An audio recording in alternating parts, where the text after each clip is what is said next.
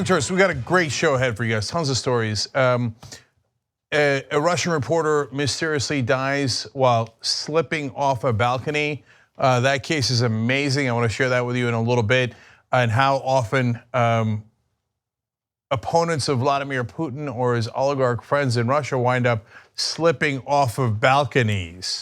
So, and then speaking of funny coincidences, Sean Hannity rails against conflicts of interest on television, then appears to have a giant conflict of interest of his own in regards to Michael Cohen. We have clips. You're gonna love the videos, including one sent in by one of our viewers. So we appreciate that. Later in the program, Alex Jones sued, perhaps into oblivion, by the Sandy Hook parents. So that's a fascinating story. And then way later on, so this is the way it goes. We've got a 2-hour show, as you all know, Young Turks, 6 to 8 p.m. On Mondays, of course, it starts at 5:30 with Dan Rather. And then Rebel Headquarters, where I'm gonna have some great progressive guests. And then the post came with Anna today. And then afterwards, I'm going to be interviewing today Amanda Marcotte. Buckle up, brace for impact. She was one of the biggest opponents of Bernie Sanders during the 2016 primary. Not a fan of Bernie Sanders. That should be a fascinating conversation. Members get to see that live. That'll be at about 9:15 p.m. Eastern. So if you're a member, you get all of that whenever you want. TYTnetwork.com/join. Okay, now let's have some fun and do some stories. Okay. Stormy Daniels has come out with a composite picture of the person that she says accosted her back in 2011. Now, this is very important because of the legal dominoes that it sets into effect. First of all, as you're seeing in the graphic here, let's show you the full screen picture of what the guy apparently looks like based on her description, and one of the top, basically portrait drawers in the country that does this for a living, Lewis Gibson, a forensic artist, drew this. Now, we're gonna get back to that picture because there's some interesting theories about that in a second. But let me tell you what happened back in 2011. Remember, Stormy Daniels, of course, an adult film actress who had an affair with Donald Trump back in 2006. It was a couple of months after Melania Trump had her first child with Donald Trump. That's, of course, Barron Trump. And so Donald Trump didn't want this coming out. She might have pictures and texts as well. Another reason why Donald Trump didn't want it coming out. We're not having a discussion as to whether it happened. It most clearly happened based on overwhelming evidence.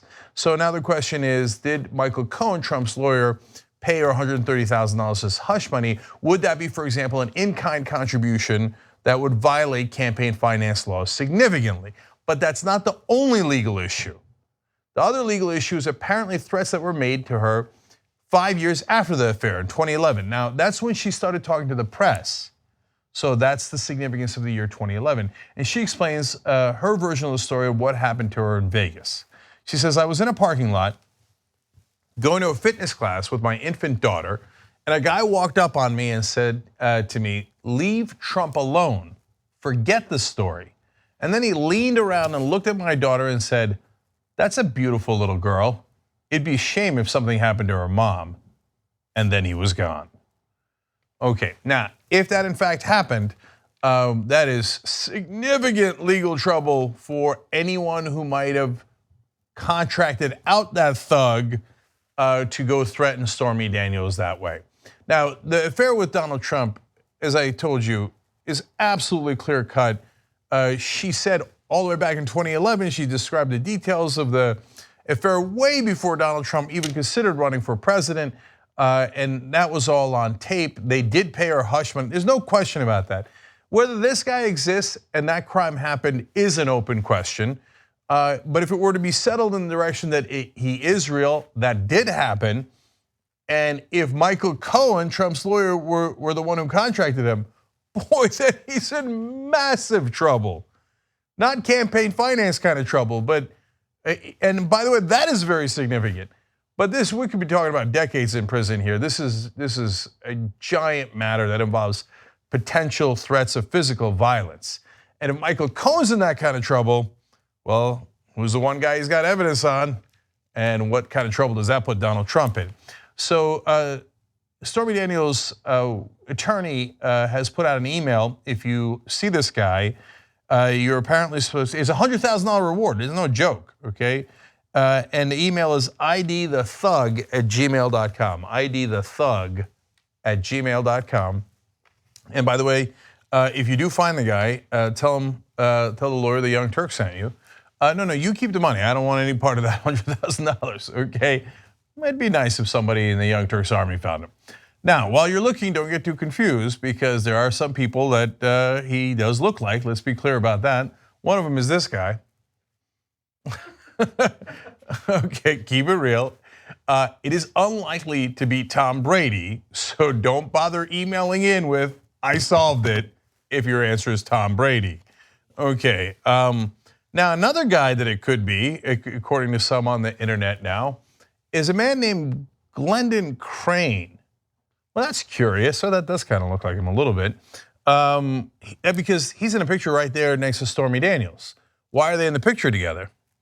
Because that's Stormy Daniels' husband. Oh, that is a curious coincidence. So can I see the original portrait again? I mean, you're seeing it right there next to me, but still. And now let's see Stormy Daniels and her husband. Yeah, that's weird. Okay, that's just weird. Okay, so I don't know what's going on. That's why I told you this part, I don't know. If it's real, it's a world of trouble for Michael Cohen and probably Donald Trump. If it isn't, by the way, it should be a world of trouble for Stormy Daniels. Because you shouldn't make up anything like this. And just because this guy kind of happens to look like her husband doesn't mean that it's not real. But that is a weird coincidence. Okay. Does look like him, right? It's okay, right? Not, my eyes aren't playing tricks on me. Okay. All right, let's keep going. So this is a story I rather enjoy. It's a good graphic. I like that graphic. Okay, all right, here we go. So I've been telling you for a long time that Glenn Beck's site, The Blaze, is in trouble. That's because I'm good at math, and I know that his numbers don't add up. I'm also in digital media, giving me further context into how preposterous his claims were that he was running a profitable business. So obviously, Glenn Beck left Fox News, started The Blaze, and said that things were going great and put a lot of money into it. A lot of people put a lot of money into it, and it looks like they're having a wee bit of trouble.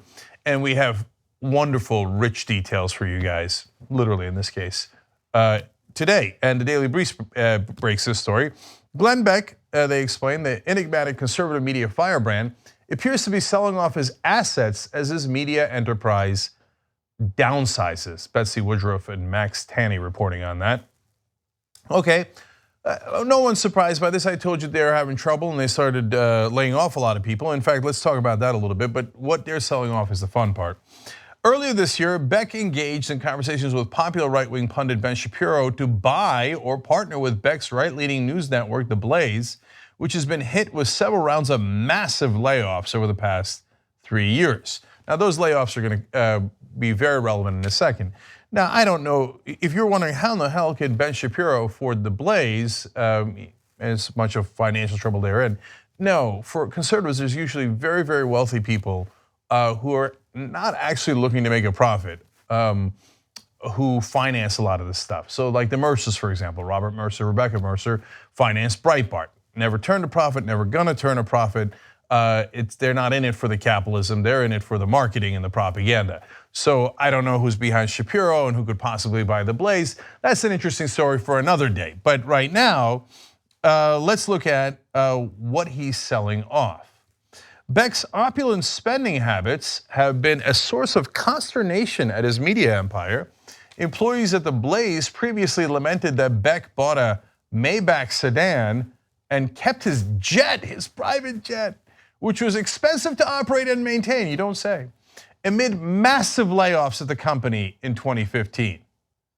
Oh, he's such a bad guy. All right, now let me show you what a Maybach looks like in case you haven't seen it. And I haven't. I might have seen the outside, and that's rare. But I certainly haven't seen the inside, and that's a lovely looking car. I like that the base model starts at $168,000. Do you get leather seats with $168,000, or do you have to upgrade for that? Is it roll down windows or is it power windows at $168,000? That is a pretty looking car. Now that's not necessarily Glenn Beck's car, but Glenn Beck's car is a Maybach and it looks something like that. Okay, and then he has a private jet. And again, this is not exactly his private jet, but this is the kind of private jet that he owns. It's a similar model, okay? Must be nice. There's, what is that, champagne or wine in the middle there? Very, very nice. I don't love that particular color, but I'm sure Trump would feel at home. All right, so that's what he's doing. He once wrote a couple of years back to his daughter, these are moving words, private jet travel is the only material thing that can actually change your life. Agree to disagree. I think there's a lot of things that can change your life, and I'd start a little bit lower than private jet travel. I don't think that's the only thing that can materially change your life. Preposterous, what an insane thing to say. I mean, you don't want to travel with the rabble, even in first class. I do declare, unbearable. The only material change your life is if you have a private jet. Okay, well, it looks like they're not going to have a private jet anymore, so I guess his life has been materially changed for the worse. I don't know how the Beck family is going to make it through this. Now, here comes the worst part. The jet was purchased by Beck's radio company, Mercury Radio Arts, that same year in 2015 from right-wing billionaire Richard Mellon-Scaife for $1 million. The year he's doing layoffs, presumably, I mean, I don't know if he has the courage to actually do it himself, but presumably people come into his office and say, oh man, we're on tough times, sorry about that, maybe. We got to let you go, hope you could find another job. It happens in the world, right? Sometimes you're on really tight times. We can't afford your salary anymore, $40,000, $50,000, $60,000, whatever it is, we can't afford it anymore. Then he turns around and laughs, give me $1 million to buy the Richard Mellon-Scaife's private jet. Because his life has to be materially changed for the better. Your life, that's a different story. But he bought it with the company's money. Look, Oprah wants to have a jet, LeBron James wants to have a jet, Bill Gates wants to have a jet fly around the world and they pay for it. I don't begrudge that, man. A lot of people have private jets. Rush Limbaugh has a private jet. I never talked about Rush Limbaugh's private jet. But you're going to use company money and $1 million so you don't have to fly first class. So you don't have to fly first class. So you get a private jet, meanwhile you're doing rounds of layoffs. Gee, I wonder what his priorities are. I can't quite tell. So could it be that his crazy spending is what led to some of the Blaze's troubles? Look, finally, let me say this. Glenn Beck is insane. I think he's clinical. We've talked about this before. He once declared that he was now sane, that he had mental issues in the past, but he's now saying why? Because he said he strapped himself to a gyroscope and went all round and around like Sandra Bullock in Gravity. And he said that cured him. I got news for you, it didn't. That's not a thing. That doesn't cure any kind of mental disease. That's what his quack doctor told him, and that's what he believed. So that's three guys on the right that I think are clinical. Glenn Beck for certain, Alex Jones for certain, and I would argue Donald Trump. So why do right-wingers love insane leaders? There is a real reason. You know why? Because conservatives are authoritarian by nature. They want to follow a strong leader. Who are strong leaders? Insane people. You know why? They're resolute. I know what I'm doing. The gyroscope cured me. The frogs are gay. And there are human gorilla pig hybrids. I'm positive of it. I'm positive of it. Right? Donald Trump. I'm the only one who can save you. All of these things are coming, but me, me, me, me.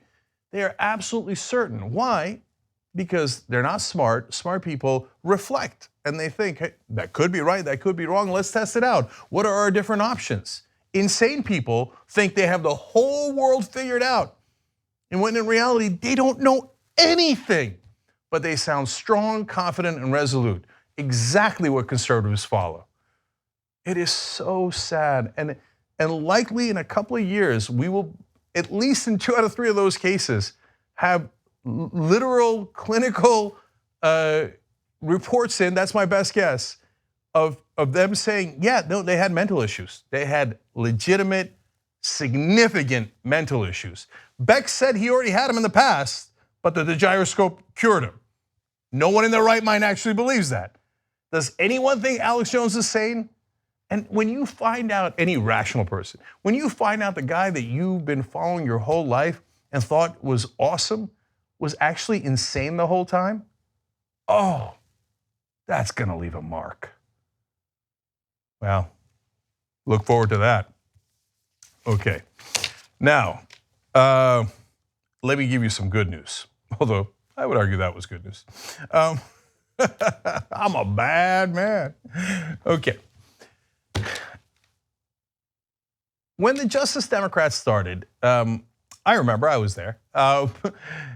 We were told that we would be lucky to have one Justice Democrat in Congress after the next set of elections in 2018. So we now have 3. We started with 52 candidates, 2 of them were incumbents. I am super happy to announce today the 3rd incumbent sitting member of Congress that has joined the Justice Democrats. That's Pramila Jayapal. She's from the state of Washington. She is one of the most progressive congresspeople in the country.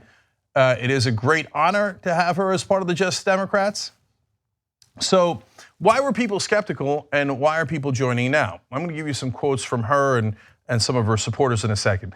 Well, people were skeptical because of 2 things. They said, one, the platform is so progressive. Go to justdemocrats.com, check out the platform. They're like, can people really sign on to that? But in the case of somebody like Congresswoman Jayapal, she's that progressive, that's not an issue at all. But a corollary to that was, look, a lot of these folks are gonna primary people that are incumbent Democrats. And so they thought not a lot of Congress people will have the courage to say, yeah, it's okay to primary incumbents. But they were wrong. Ro Khanna, Raul Grijalva, and now Congresswoman Jayapal all have the courage to do that. To say it's important to fight not just for Democrats, but for progressives. And not just for political reasons, but for policy. The second reason people were skeptical was because we said that we would not allow anybody who would take corporate PAC money. And they thought, well, I mean, sitting members of Congress, they can't not take corporate PAC money. It turns out they can.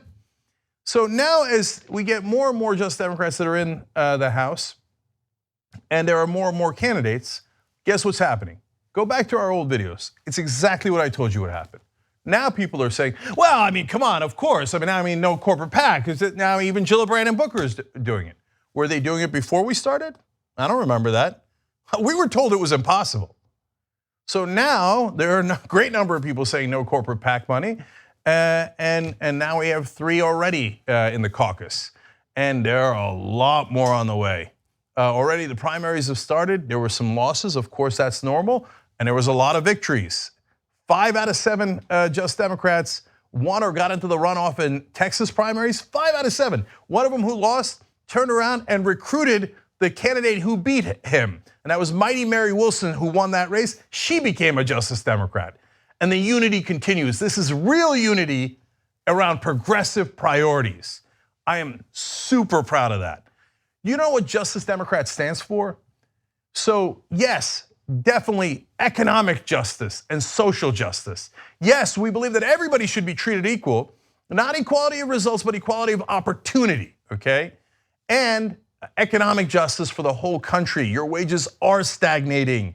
The system has been rigged against you, but not by the powerless, but by the powerful.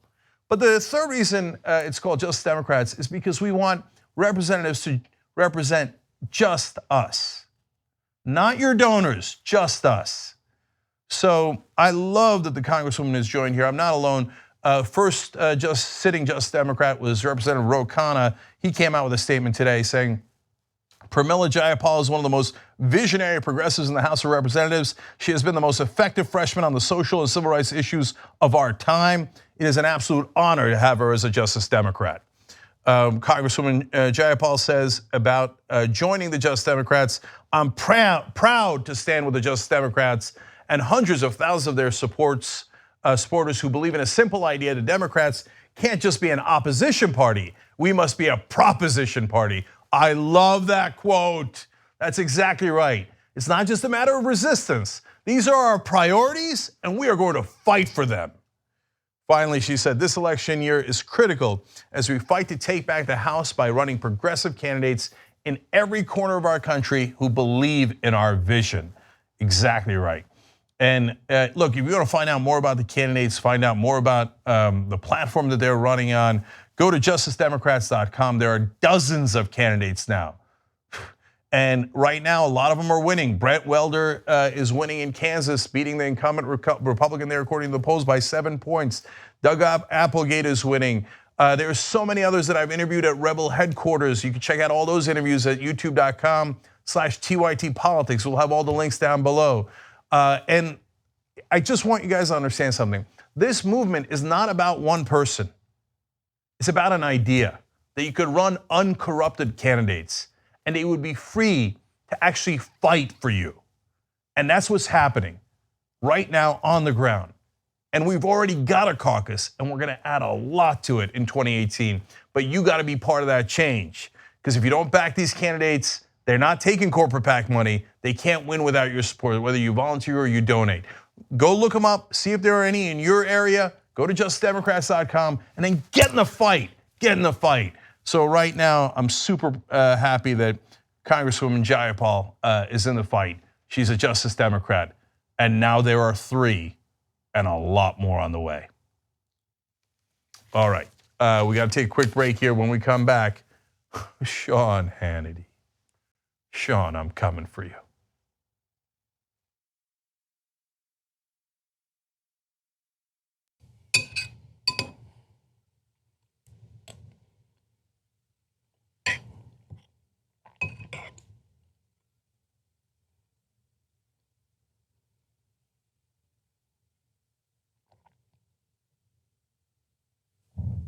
Can we eat in here?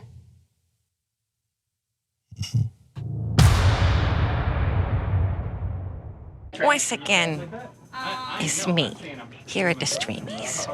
You people have thought that I was here to interview people. Instead, I was here to take it over for myself, my own agenda. Congratulations on your award. Quick question, who's keeping it? Well, we have a collective safe deposit box in Peoria, Illinois that we will be putting it in. You have to plan ahead. She's gonna lay like this. You could hang your tank tops on it, and then I could put my coat on it. Or maybe a towel. I can hold your award, I'd be happy to do it. Okay, good, I'll just hold this real quick. Can you just get this from my mom? She has no idea the difference.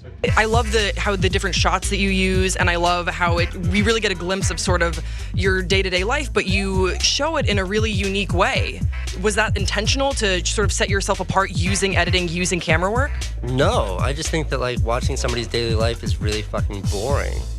And the Yes. thing that stands between boring and interesting is an edit. This year also has been a pretty big year for you politically. You have sat down with, I mean, do you want to just name, Hillary Clinton? Yes, our next president, hashtag I'm with her. Oh!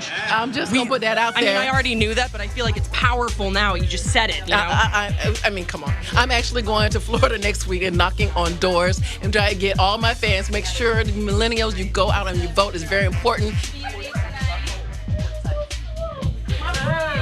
What's next? Oh, what's next? Just, world domination. Yes. And stuff. More matching tattoos with Grace. Yes, exactly. But honestly, what's next is whatever I can do to be a positive light in this world is what I'm gonna do. Did you ever think when you started making YouTube videos that you'd be holding an award? Yes. You did? Yeah. An Oscar. You're the first, okay. Oh, right, okay. You're the first person that said other people, they're like, people always ask me that. Did you think you were gonna have 10 million subscribers? Did you think you were gonna be in a movie and all this stuff? And I say yes. You have to believe in yourself, ignorantly almost, or arrogantly almost, to the point where you have to believe in yourself when no one else does. So obviously, I believed in myself. Once again, I am here backstage. Thus far, no one has suspected that it's not really Grace, it's an imposter. Good. So congratulations on winning Show of the Year. Did you expect this? I was hoping. I was thinking they were going to be top 3. I thought Good Mythical Morning might take it because they're a great show. They have a great audience, but I'm glad they didn't. Is that an okay thing to say?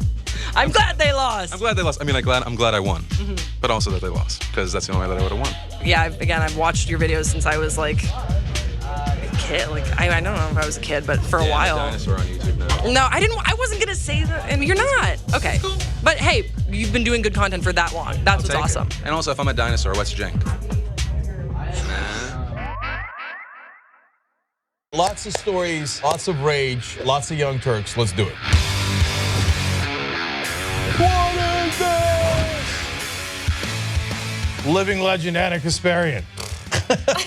God, I love this show. I love this job. I love this tweet from the other Russert. Had a rough last few days and missed TYT yesterday. The theme started playing and my week instantly got better. I shouldn't read this tweet. Should I read it? I'll read it. Jenk, we're in the middle of the show, for crying out loud. Oh my God. If there's a debate, there's an election night. Don't even think about going anywhere else because we are going to lose our minds here.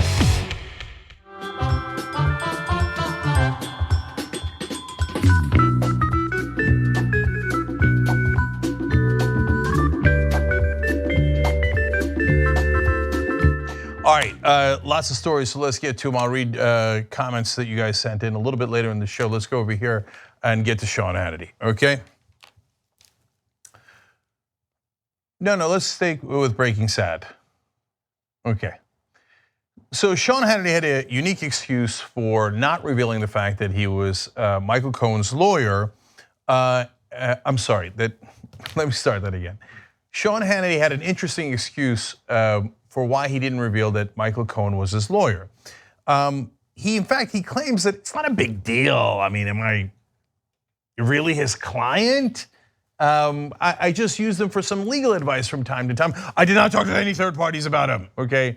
Why? In other words, I don't have any women that he paid off, is what he's trying to say. But let me give you his exact quote, because it did trigger a funny thought.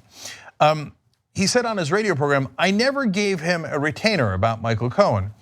Never paid any fees. I may have handed him $10 once. I requested attorney-client privilege with him and assumed our conversations would be confidential. But they have never involved any matter with him and any third party. So is he your lawyer or not? Well, he thinks, technically he's calling himself my lawyer and calling me his client because I once gave him $10. Now, you want to know where that idea might have come into Sean Hannity's head? Let's watch. Seriously, when the going gets tough, you don't want a criminal lawyer, right? You want a criminal lawyer. Know what I'm saying? All right, so I screwed that up. We meant to run the other video. This is where you might have gotten the idea. First things first, you're gonna put $1 in my pocket, both of you. You want attorney-client privilege, don't you? So that everything you say is strictly between us. Okay, so a lot of people have noted that it might have come from an episode of Breaking Bad with Saul, Better Call Saul. It was, of course, a spinoff. But they missed the other clip that I think is relevant here, where Sean Hannity probably originally got the idea, maybe Donald Trump as well, to hire Michael Cohen in the first place. Let's watch. Seriously, when the going gets tough, you don't want a criminal lawyer, right? You want a criminal lawyer. Know what I'm saying? Yeah, we do know what you're saying. That's almost exactly what they got. If the feds are right, and they might have gotten a criminal lawyer, and they're about to find out because they have all of his documents. So is the $10 payment going to save Sean Hannity's behind if he really did do some shady stuff and was hiring Michael Cohen as his fixer, as Donald Trump did, and this other guy, Brody, who paid $1.6 million to his Playboy model mistress who had an abortion. Okay, so those were the other guys. If Hannity's got something in his closet, are we gonna find out? Well, according to another Fox News on-air personality, Judge Napolitano, we are. Fascinating, watch. Real quickly about Sean, he says that he was never a client and then he wants client attorney privilege. How does that happen? I love him, and you know, we've worked with him for 20 years. He can't have it both ways. If he was a client, then his confidential communications to Mr. Cohen are privileged. If Mr. Cohen was never his lawyer, then nothing that he said to Mr. Cohen is privileged. Cohen says he was a client. Sean Hannity says he wasn't. He may have given him $10. And I've heard people say if you give somebody anything of value, that it creates that client-attorney privilege. I must tell you that is a myth. The attorney-client privilege requires a formal relationship reduced to writing for a specific legal purpose. So anything that is there regarding Sean Hannity can be revealed? In my view, okay. Yes. Oops. So they now have the papers from Michael Cohen's office, hotel room, and his home. If they did not sign any papers, as Sean Hannity says, I mean, if you're taking Sean's word for it, well, then none of that stuff is privileged. Even if you gave him $10 or $100, it's not really how it works. Maybe you shouldn't rely on television to give you legal advice in fictional shows. So we might find out anything and everything that Sean Hannity was up to. By the way, if it turns out that he didn't do anything wrong and there's nothing criminal there, we might never find out, because the folks at the Justice Department might look at it, or the U.S. Attorney's Office there in the Southern District might look at it and go, that's embarrassing, but it's not illegal, so we're never going to make that public. This is Sean Hannity right now. Please, please, please. Am I enjoying this? Yes. All right, now let's go to the next Hannity story. So Sean Hannity, yesterday we found out, is a third client of Michael Cohen. And a lot of people talked about it on air. That makes sense. Then Hannity came on his show. He teased it, of course, all the way through. They're so annoying what they do on television. And at the end, he briefly talked about it. But mainly, he wanted to distract people and talk about someone else. Well, this is really great, because one of our viewers sent this in. He made it, and we're going to air it now. By the way, if you want to send us stuff that you've done, send it at rebelhq@tytnetwork.com, rebelhq@tytnetwork.com, and we might air it as well. But Kevin Williams sent this in, great work. So here's about a 1-minute synopsis of Sean Hannity's show from yesterday. The media went absolutely insane. Fired FBI Director James Comey, James Comey, James Comey, James Comey, James Comey, James Comey, James Comey, urinating on a bed, Comey, Hillary Clinton, Jim Comey, Hillary Clinton, Comey, James Comey, Hillary Clinton. Mr. Comey, you should have disclosed your relationship with Cohen. James Comey, Hillary Clinton, James Comey, Hillary Clinton, James Comey, Mr. Comey, James Comey, James Comey, James Comey, Hillary Clinton, James Comey, Hillary Clinton, James Comey, Jim Comey, James Comey, Sean Hannity, Hillary Clinton, James Comey, she didn't delete Comey, James Comey, James Comey, Hillary, James Comey. I love all the different intonations. That guy, I got vertigo. I don't even know if I can continue with the show after watching that.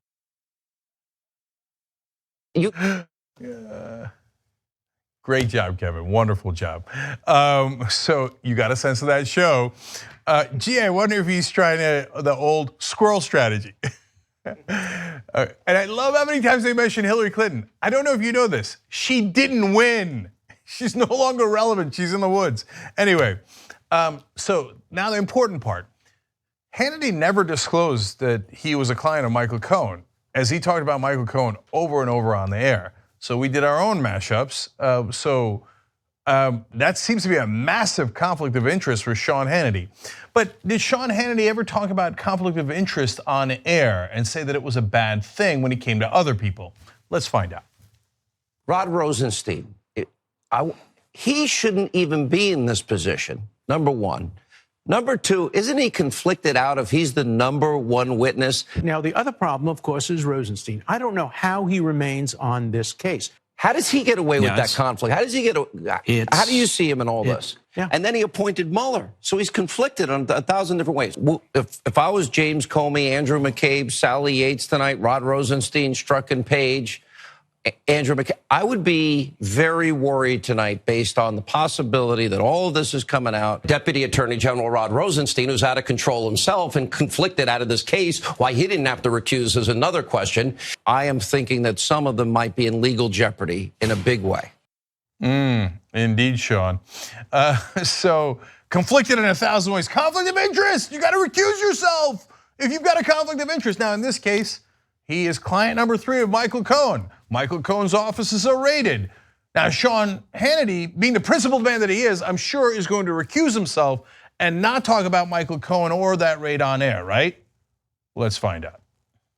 Destroy Trump media has become totally unhinged over the raid over President Trump's personal attorney. But the media, while they're obsessing over Michael Cohen, yeah, there are really important stories to bring to you. Don't we save raids for, let's say, drug dealers and criminals and, organized crime and potential terrorists? Apparently not. You have said that the raid on Michael Cohen's hotel room, his home and his office was a violation of his constitutional rights. Now, keep in mind, Cohen was never part of the Trump administration or the Trump campaign. This is now officially an all-hands-on-deck effort to totally malign and, if possible, impeach the president of the United States. And what people are not understanding here is when the special counsel raids the offices of the president's private attorney, Mueller is now basically backdoored his way into every single Trump business deal, at least since Michael Cohen has worked with Donald Trump. They take all this information, including everything, the material that is ultimately found to be confidential and lawyer client. Despite all of today's major breaking news, the fake news was totally obsessed with all Michael Cohen. Raided the president's personal attorney's home and his office and his hotel room. Russia collusion has now become Stormy Daniels' payment by his own lawyer. The president is exactly right. This is a huge, massive double standard. You think Hillary Clinton's attorneys had their offices raided? You think Hillary Clinton's lawyers, were they raided after it was determined she bought and paid for that phony Russian dossier? Any raids, any arrests after the massive FISA abuse allegations were exposed? Were there any raids, any arrests after Hillary Clinton? We know she obstructed justice. It should be in the minds of every American citizen tonight. This should alarm every person watching this broadcast tonight. I wish we'd raid the DOJ and the FBI and grab their computers. So my favorite part was in the middle when he said, this has backdoored his way, the prosecutors did, into everything Cohen has. I wonder if that would be relevant to you, Sean. I wonder if you should have disclosed that to your audience. In all those clips where you railed against prosecutors for raiding Michael Cohen's office and home, did you ever mention that the documents they'd be getting were yours? Oh, you never mentioned that, did you, Sean? Well, that is awfully convenient. And that was a massive conflict of interest. But are we really surprised that a Fox News host would hide the truth and not reveal to his audience what's really going on? But I'm going to give Alex Jones the last word here. That's what makes it so bad. All right, that was a fun ending. All right, guys, I got to take another break. When we come back, Russians falling out of balconies under mysterious circumstances.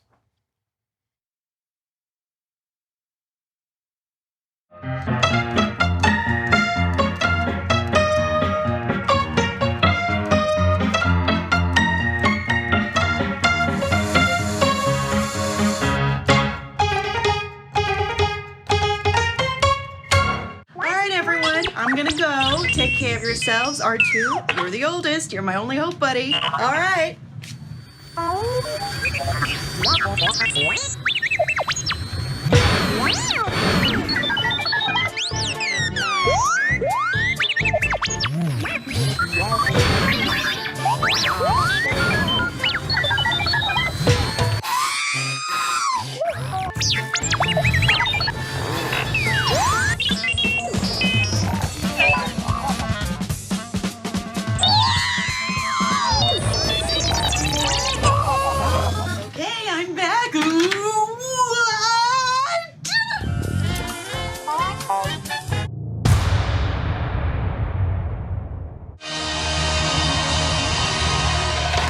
welcome back, and thanks for watching.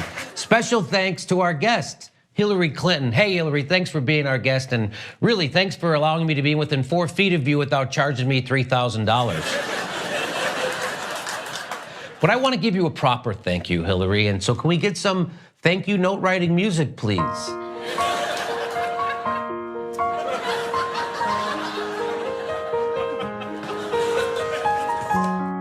Thank you, Hillary Clinton, for always sticking to the issues, even when people criticize you for superficial things, like your hair and your appearance, and the Iraq War, and that thing about super predators, and privatizing prisons and gutting welfare, and the Defense of Marriage Act, and for that Syria no-fly zone thing, opposing free college, opposing single payer, opposing raising the minimum wage to $15, being a proud Goldwater girl, Wall Street deregulation, repealing that New Deal, media consolidation. Thank you, Hillary Clinton, for normalizing the Bush family, for smearing Bernie Sanders and blaming Russia, blaming women, blaming sexism, blaming the media, blaming Bernie Sanders, blaming Obama, blaming James Comey, the DNC, Facebook, blaming a third-party candidate, blaming Sanders for not being a third-party candidate, blaming the difference between cats and dogs, blaming people for not blaming all the people you're blaming. Blaming blame. You showed girls everywhere that politics isn't a popularity contest, mainly by being really, really unpopular. I mean, if politics were a popularity contest, we would have nominated someone who consistently pulled ahead of Donald Trump, like Bernie Sanders. Thank you, Hillary Clinton, for being the most experienced candidate ever at not standing up for anything. And thank you, Hillary Clinton, for standing up to the critics who said a woman couldn't run for president as a Democrat when she was really a Republican. Thank you, Hillary.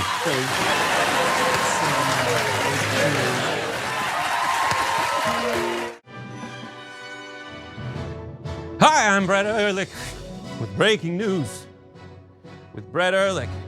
Before we do breaking news with Brett Ehrlich, I'd like to do some vocal warm-ups.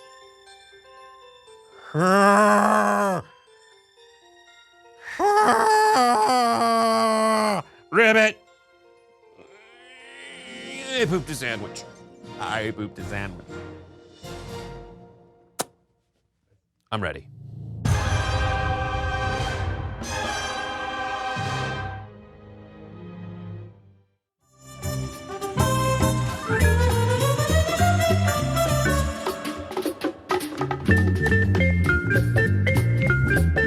All right, guys, back on the Young Turks. I'm your host, Cenk Uygur. I've got more stories for you guys. Let's roll, okay?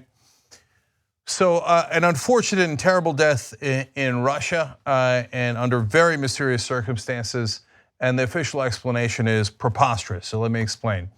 A journalist who had been investigating the deaths of alleged Russian mercenaries in Syria died in a hospital on Sunday after falling from his balcony in the Russian city of Yekaterinburg. And so HuffPost is reporting this really interesting report. Let's give you more details. The journalist is Maxim Borodin. He's a 32-year-old reporter for RIA Novi Den news agency, and he was known for his coverage of high-profile corruption and criminal cases. He fell from his 5th floor balcony on Thursday. Let me tell you something. Those independent reporters in Russia that are covering corruption, whether it's the oligarchs, the government, or anyone else in power in Russia, those reporters are the bravest people on the planet. A lot of mysterious deaths have happened to a lot of people trying to cover the corruption in Russia, and Maxim Borodin was one of them. As you'll see here, there were many different assaults that he suffered, and he persisted. Unreal courage. Now, local investigators said they were considering several possible causes of death, but that no crime was suspected at this time. Really, he's covering a Russian oligarch and the corruption, and he happens to fall out of his 5th floor balcony. You're not even considering a crime. Okay. Some of Borodin's friends and colleagues, however, as HuffPost explains, have expressed skepticism at this assessment. I share their skepticism. One friend, Paulina Andreevna, said in a Facebook post that Borden had been hospitalized earlier this month after a stranger attacked him outside his home. You're covering corruption. And just earlier this month, someone attacks you right outside your home. Well, that's not the only time. Last October, an assailant reportedly hit Borden over the head with a steel pipe shortly after he'd reported on a controversial movie about Tsar Nicholas II. So this guy keeps getting attacked. But the ones that happened this month, I think, are the most important and interesting. That's not all, though. A civil rights activist in Russia named Boshkov said that Borden had contacted him early in the morning on the day before his fall to say that men in camouflage and masks were surrounding his apartment. He reportedly described someone with a weapon on his balcony and others on the staircase landing. Gee, I wonder if he actually fell and slipped off of his balcony on the 5th floor, or perhaps it was the guys in masks and camouflage from the day before who returned the next day.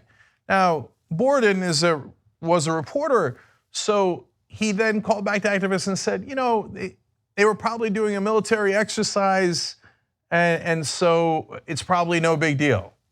Well, you know, God bless him for always wanting to check the facts and get them right and being skeptical by nature. So are they really coming to my house, these guys in masks, etc.? Well, it turns out, in my estimation, and in any sane estimation, yes, they were coming for him and they did get him.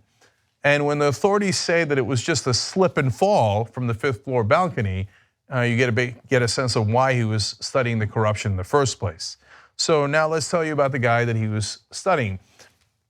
This guy has several different issues. One was what he was looking into with the basically mercenary army in Syria. And another one is what is alluded to here. Russian oligarch Yevgeny Prigozhin is suspected of bankrolling the Wagner Group.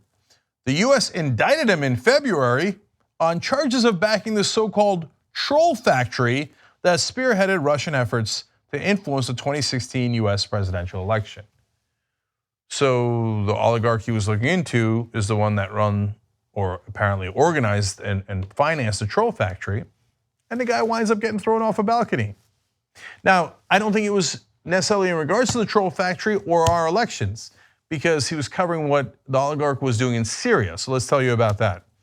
And that was the Wagner Group, and so I think you should look into his reporting on that. And they claim that the US and the Russians, and this is, by the way, backed up by Western media, some Western media as well, already had contact in Syria, that earlier dozens or maybe even hundreds of Russians might have died in a battle with US troops. That is really interesting. And the Russians do not want that to get out for a number of reasons. I certainly don't want any further conflict there, but on the other hand, if the Russians have mercenaries there or a private army there, that is also fascinating, and that's the job of a reporter to uncover that. Now, he's not the only person trying to uncover corruption that has met an unfortunate fate in Russia. According to the European Federation of Journalists, more members of the media have been murdered in Russia than anywhere else in Europe in recent decades. Between 1990 and 2015, 346 journalists and media staff have been killed on the continent. 1/3 of these murders happened in Russia, the group said. So over and over again, journalists are targeted and murdered there. Another reporter that was recently attacked, we told you about on the Young Turks, her name was Tatiana Felgenauer.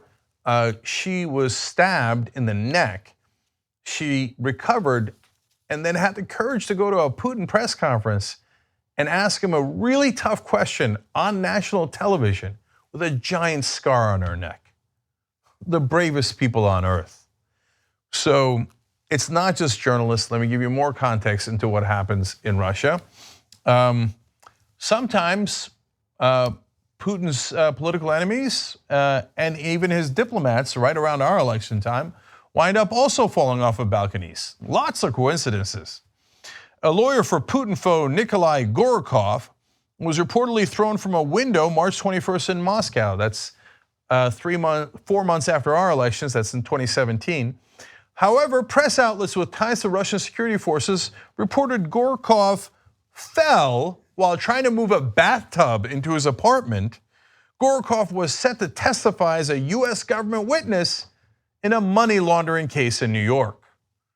Man, what an unreal coincidence. He's about to testify in a money laundering case against oligarchs. He happens to slip while trying to put in a bathtub and fly out the window. Which person in their right mind believes these stories? Okay, and finally, and this is amazing, on the morning of US election day, Russian diplomat Sergei Kirillov was found unconscious at the Russian consulate in New York and died on the scene. Initial reports said Kirillov fell from the roof and had blunt force injuries, but Russian officials said he died from a heart attack. By the way, 3 of the Russians died, certainly under mysterious circumstances here in the US. 2 in New York and 1 in Washington, including the founder of RT. What's our government doing? Do we really believe the Russians' claims that a guy who was thrown off of a roof died of a heart attack? Well, he might have died of a heart attack before he landed, but he was thrown off a roof. The other guy was thrown out a window. At least that's not in our jurisdiction. And in this case, a reporter now thrown off the 5th floor balcony. I'm sorry, slipped off of 5th floor balcony. Yet again, all those slip and falls of opponents of Vladimir Putin and Russian oligarchs. So I'm a progressive. That doesn't mean that I think we should take military action against Russia or other things that would escalate the situation. But if you think that people who oppose Vladimir Putin are welcomed in Russia in an open democracy, you have no idea what's happening in Russia. And one more time, the reporters trying to uncover corruption in Russia, hats off to them, just absolute profiles and courage. And it's a shame that the world is missing Maxim Borodin now, a true hero. Okay, now let me go back to the United States here and give you more news from what's happening here. So apparently Paul Ryan, Ted Cruz, and the other Republicans in Congress thought just one tax cut for the rich isn't necessarily enough. Let's try to push for a second one. Now, mind you, things are not going well for them. Just 27% of Americans think the GOP tax cuts were a good idea, according to a new NBC News Wall Street Journal poll released just this Monday. So 27% is a horrible number. They tried running ads saying, hey, the tax cuts helped you in the special election in Pennsylvania, where they had nearly a 20-point lead. That lead, gone. The ads did not help. They might have been counterproductive. Now, the Koch brothers have already spent $30 million in advertising to try to make those tax cuts look appealing, because they got billions of dollars in tax cuts. So for them, that's a drop in the bucket. But it's not working. But it doesn't matter. It doesn't have to be popular. The only people it has to be popular with is, of course, the donors. So now we all just paid our taxes, and so the Republicans thought that was a grand time to announce another tax cut. So as Sofia Tesfaye explains in Salon, it is yet another tax day in America, eager to deliver another so-called win ahead of the midterm elections. Republicans are using the occasion to roll out even more tax cuts for the rich. Unreal, unreal. But it proves what I've been telling you all along. Paul Ryan, Ted Cruz, all of those guys, they're just errand boys. They're not leaders, they're followers. They follow the money. Whatever the donors tell them to do, no matter how perilous it is, they do. Well, and Paul Ryan, he doesn't mind. He's retiring. He's resigning. So he's like, I'm about to get paid by one of these guys very, very handsomely. You need another tax cut on my way out? Absolutely, sir. He's in only a +5 district. He was likely to lose to Randy Bryce, who, by the way, is a Justice Democrat. So he runs out, but on his way out, he's like, here's another tax cut. Now, they haven't passed it yet, but they're fighting hard for it. So standing next to anti-tax crusader Grover Norquist, he of the drown government in the bathtub fame, he said you should shrink governments to a size so small you could drown it in a bathtub. Senator Ted Cruz recently announced his plan to ease the tax burden paid by America's wealthiest citizens. Finally, the rich catch a break in America. It's about time, thank God. Ted Cruz is here to save the day. His new proposal is to index capital gains for inflation. Now, when you say, hey, can we index Social Security or Medicare or so many other things that help the average American to inflation, they're like, oh, we can't afford it. Oh, you want to index things that help average Americans to inflation? No way, we can't afford it. But the tax cuts for the rich, we got to index that. We got to come on. I mean, what are the rich going to do if they don't have a second layer of gigantic tax cuts? So how gigantic were the last round? Even after a great number of cuts and all the different impacts to our budget, it still couldn't cover a $1.9 trillion hole in the budget that it created. Bob Corker, Republican of Tennessee, was complaining about it. Oh, I thought it was only going to be $1.1 trillion we were adding to the deficit. Turns out we gave the rich that $2 trillion break. Well, don't worry, Senator Corker. Your colleagues are here to add even more on top of that. So they say it's okay. Ted Cruz in that press conference is like, no. But this is going to help the average American worker like it did last time. So let's look into that and see if that last tax cut did help. A recent analysis from the pro-reform group Americans for Tax Fairness found that 433 corporations out of the Fortune 500 have not offered any bonuses or wage increase to employees since the passage of the corporate tax cuts. That's 433 out of 500. That is overwhelming majority. You got nothing from it when it came to the corporate tax cuts. Instead, the analysis found companies spent 37 times as much on stock buybacks. You want to know who stock buybacks help? The corporate executives. They have a ton of options in their own company and shares in their own company. When they do buybacks, the price gets artificially inflated, which helps the executives.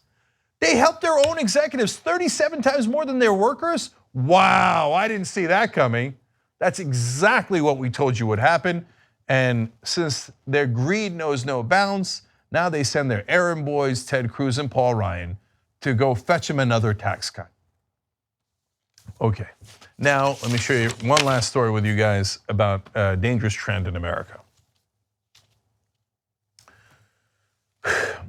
So we've been telling you about how protests are slowly being criminalized in America, led almost exclusively by the Republican Party. I think both parties have a world of corruption in them, but when it comes to authoritarian, anti-American, unconstitutional tendencies, the Republicans unfortunately take the cake. Let me prove it out to you. So, Think Progress reporting, in energy-rich states like Oklahoma and North Dakota, lawmakers have successfully passed bills prohibiting certain kinds of protests, from protests that block highways or traffic to protests that trespass onto property containing energy infrastructure. Well, that's awfully specific. I mean, you already have trespass laws. Why do you need this? No, we must protect the donors. I mean, the energy infrastructure, that's what I really care about. How about the other infrastructure? How about everything else? No, those not as much, but that's because we're not getting paid by those guys. We're getting paid by the fossil fuel guys. Interesting. The American Legislative Exchange Council, otherwise known as ALEC, a group that receives funding from petrochemical billionaires Charles and David Koch and works to provide state legislatures with model legislation, created a model bill meant to impose strict penalties against protesters who engage in civil disobedience with respect to pipelines and energy infrastructure. So get a load of how specific that is. The guys who are making the pipelines who benefit from the petrochemical industry then tell their lobbyists, write a bill and get all the politicians we bought with our private donations, because America allows for private donations to politicians. Gee, I wonder what's going to happen if you allow for that. They go tell them to write a bill saying they must protect our property in specific, not even allow any protests near it, or certainly not on it. They're about to take it to a new level. I'm going to tell you about that in a second. But first, I want to give you a quote from Kelsey Warren. He said, anyone who vandalized, and he's the CEO of Energy Transfer Partners, that was the company down in or up in North Dakota that the whole pipeline protest was about, DAPL was about. He said, anyone who vandalized the Dakota Access Pipeline should be removed from the gene pool. All right, well, that's pretty harsh. So what did legislators in North Dakota do to accommodate him? Well, last year they did this. Lawmakers in that state are set to vote Friday on a bill that would legalize accidentally running over protesters in the road. So that was a bill that was introduced, I should say, last year. That was CNN Wire reporting on it back then. That you could just kill the protesters. You could run them over as long as it was accidental. Representative Keith Kempenich introduced the bill, which states that if a driver, quote, unintentionally causes injury or death to someone blocking traffic or on a roadway, then the driver will not be liable for damages. Now look, if the driver didn't do anything wrong and a guy popped out into the road, there are already many laws on the books that would protect the driver if it's not his fault. Why pass a law saying you can accidentally run over protesters unless you're encouraging them to run over protesters? They didn't pass a random law or even propose one that said you're allowed to run over random bikers as long as it's an accident, random dog walkers as long as it's an accident. No, there was a purpose behind this bill. The CEO of the company asked for them to be removed from the gene pool. Republicans who are purchased by that CEO then introduce a bill saying it's okay to run over protesters, and we'll call it an accident. Now, luckily, there was a ton of public focus on that bill, and the Republicans were embarrassed into barely voting against that. 40 some odd legislators voted for it anyway, but it did not pass. But now they're back, so what are they doing now? A new crop of bills proposed in Louisiana, Pennsylvania, and Minnesota, all states with controversial pipeline projects currently under consideration, take the criminalization of protests one step further.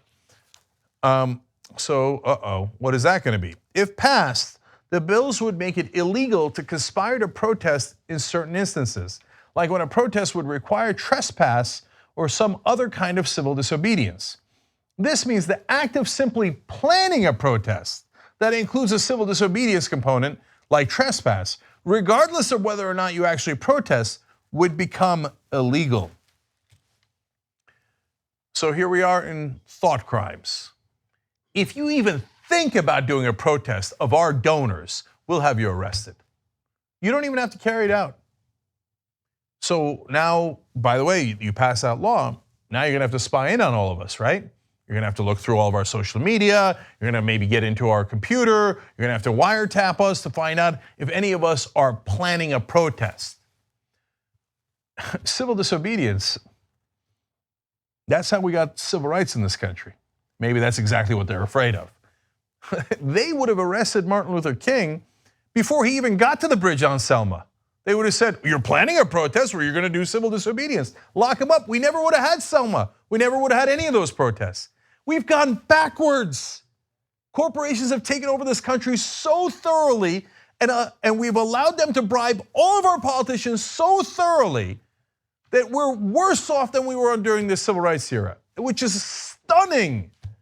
Here's what they're doing in Minnesota.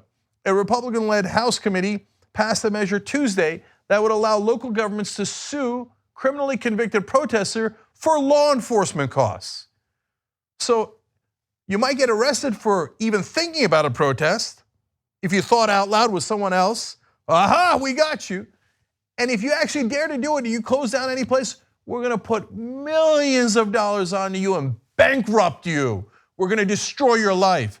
If you wanna block, here's what the representative said.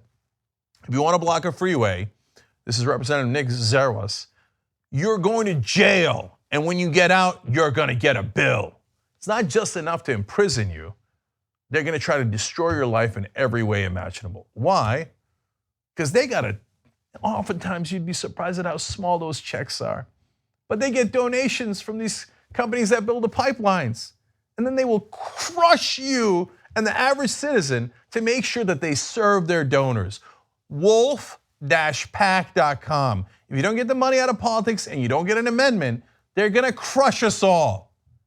So now let me give you one last thing that's a contrast. Up in Vermont, we have a kid who is obviously unbalanced. I say kid, he's 18 years old, and he's threatening to do a huge mass shooting. So let me tell you a little bit about it. This is from the Associated Press. Prosecutors say Jack Sawyer, who kept a diary called Journal of an Active Shooter, made detailed plans for shooting at Fairhaven Union High School, in which his goal was to kill more people than in any other school shooting. Now let's see what happened to him. The court ruled Wednesday that Sawyer did not act on his plan, and prosecutors did not have enough evidence to justify holding him without bail. So you can threaten to kill more people than any mass shooting in a school in American history. You're free to go. You're gonna plan a protest of a pipeline that's the donors of the congressman? You're in a world of trouble. You might go to jail, and then we might bankrupt you on top of that and make you pay that bill for the rest of your life. Corporations are not people. They don't have natural rights, they don't have constitutional rights, and they don't have the right to buy our politicians. If you don't fight to get democracy back, this is what you're gonna have. Rule of the corporations, by the corporations, for the corporations. Wolf-pac.com/go. We'll put the link down below. For God's sake, get in the fight, young Turks.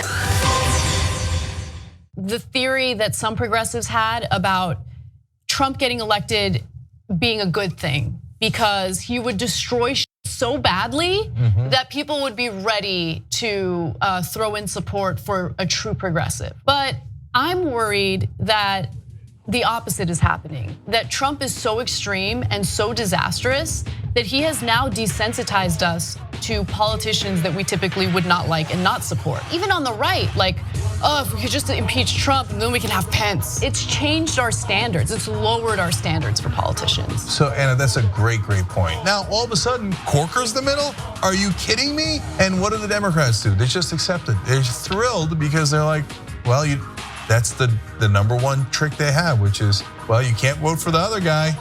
You know, we have a better deal. Better than what? Better than Trump. Oh my God. You want to talk about damning with faint praise. You want to talk about a low bar. They have lowered the bar so low that it's at Trump. Well, the Young Turks, the Friday show is gonna be awesome. We're gonna help us over here. Drop it. We became the first ever daily online web television show. No, the Constitution is the very core of America. The fact that we don't spy on American citizens, that we get a warrant, that we go to a judge, that we have a procedure, that we have due process, that is America. On top of it, they go, why don't they just stay at their own schools? You gotta realize something. These schools suck. They want people to pull themselves up by their bootstraps. You ain't got no straps, you ain't got no boots. He lit these fires in trash bins all around town out of frustration. 99th most viewed channel today on YouTube. The Shorties Award. Best Web Host. surpassed 1 billion views. Voice Award winner, news and information channel, The Young Turks. Oh, another Webby. The Young Turks. Can I curse? Yeah! For those of you watching on the live stream, yes, we have adopted a pet iguana that showed up at our door. A haunted version in the dark with our silhouettes. It's opening up by him. Now let's get to the best line of the debate. And it was definitely the one against Rollins. I never want to see another man's foot ever. They're barefoot on a plane. It's not I'm gonna build a wall inside of you. I'm gonna put an anchor in you. I'm gonna space. I told you we were coming. When you talk about it when it becomes a problem. Our lack of gun control is a problem. The question is, how do we make sure that we blame the person who is dead? What kind of democracy is that? We should never forget that the most powerful people in the world exploited the greatest tragedy in American history to go to war in a country that had a lot of oil. Rolling thunder. That's what this show is.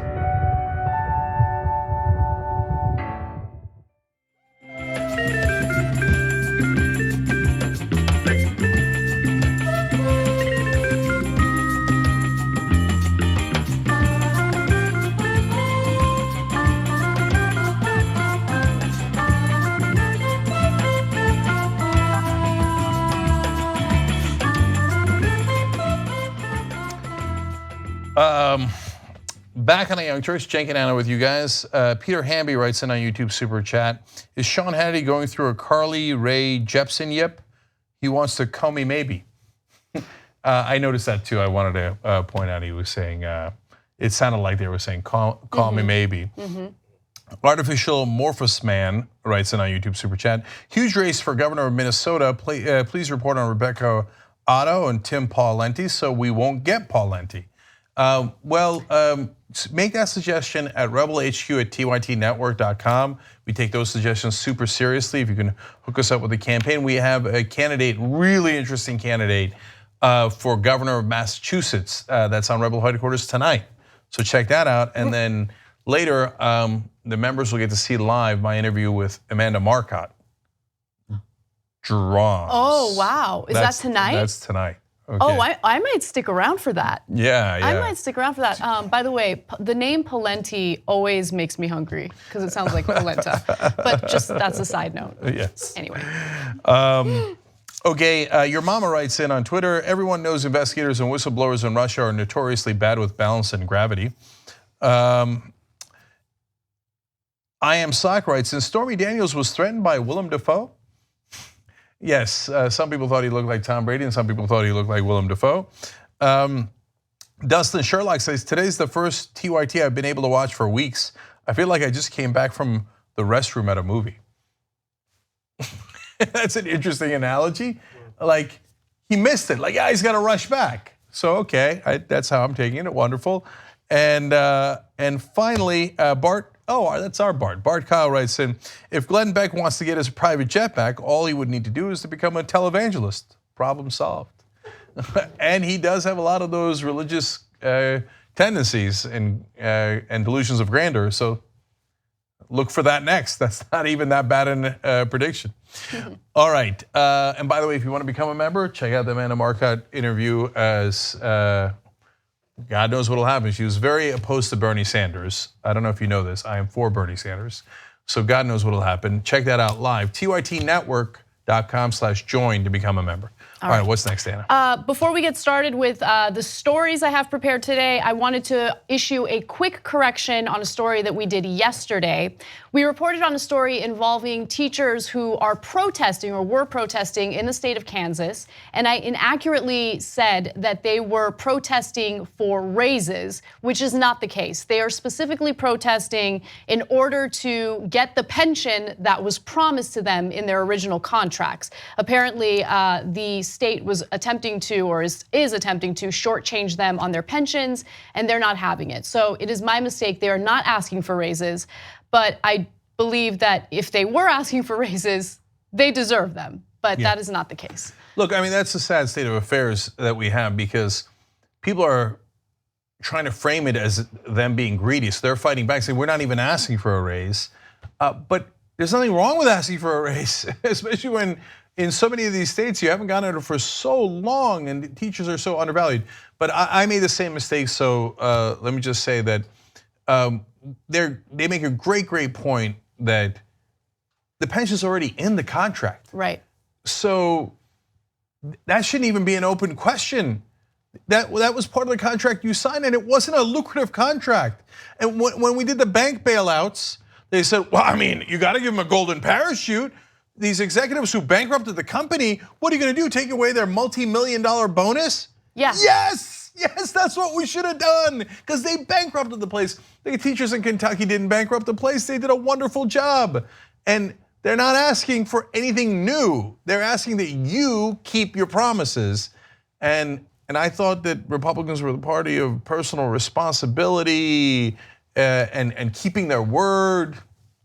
Yeah, right. And by the way, a lot of the teachers, it's Kentucky, a lot of teachers are Republican. They're just saying to Matt Bevin, the governor, for God's sake, give us what you said we were gonna get, and it ain't that much. Exactly. So I want to thank the teachers in Kansas who reached out to us, and I'm sorry, that was Kentucky. Ironic. I apologize. The teachers in Kentucky who did reach out to us and told us what the reality was. That we didn't intentionally misreport. We made a mistake. So, all right. With that said, let's move on to some other stuff that's going on in the news. Police officials in Sacramento, California have released new footage involving the shooting and the death of Stephon Clark. He was the unarmed young black man who was shot and killed because police had mistook him for an individual who was burglarizing cars. Now, we had seen surveillance of this prior to what the police had released, but currently we have 23 in-car camera videos and 28 body camera videos. This is all an attempt to be as transparent as possible with the community. Obviously, we can't show you all those videos, but we did find some of the more relevant components. Now, one of the things that the police officials are investigating is whether or not the cops waited too long to issue CPR after shooting Stephon Clark. They waited about 5 minutes. According to reports, officers waited about 5 minutes before attempting life-saving CPR. They also had handcuffed him prior to doing CPR. Now, according to reports, they approached him as soon as was safely practical. By the way, this is from a police training expert. From what I am seeing and hearing, the officers, in my opinion, exercised good tactical decision making. I read you that quote because, again, it comes from a police training expert and gives you a sense of how these police are trained. Now, with that said, I want to show you a series of videos. Let's take a look at the first one. This essentially shows them waiting after shooting and killing Stephon Clark. Let's call out Hey, and see if he's can you okay. hear us? Police department, can you hear us? We need to know if you're okay. We need to get you medics, but we can't go over there and get you help unless we know you don't have a weapon. Hey, you guys, are you good right here? I'm good here. Yeah. All right, you guys, I'm gonna go give the correct address for this place. Whoa, which way? Yeah, it probably is. He put it out. Okay. Okay.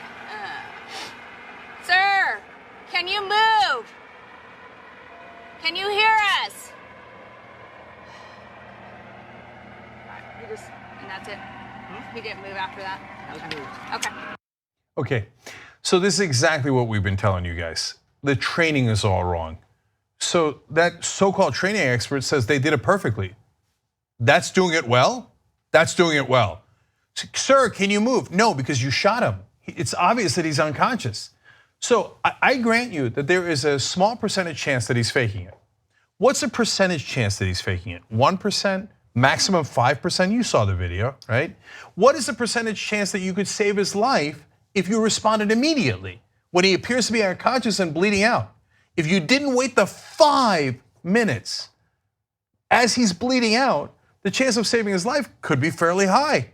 Of course, it's impossible to know in that specific case, but this happens all across the country. Could we save 25% of those people's lives, 50% of their lives?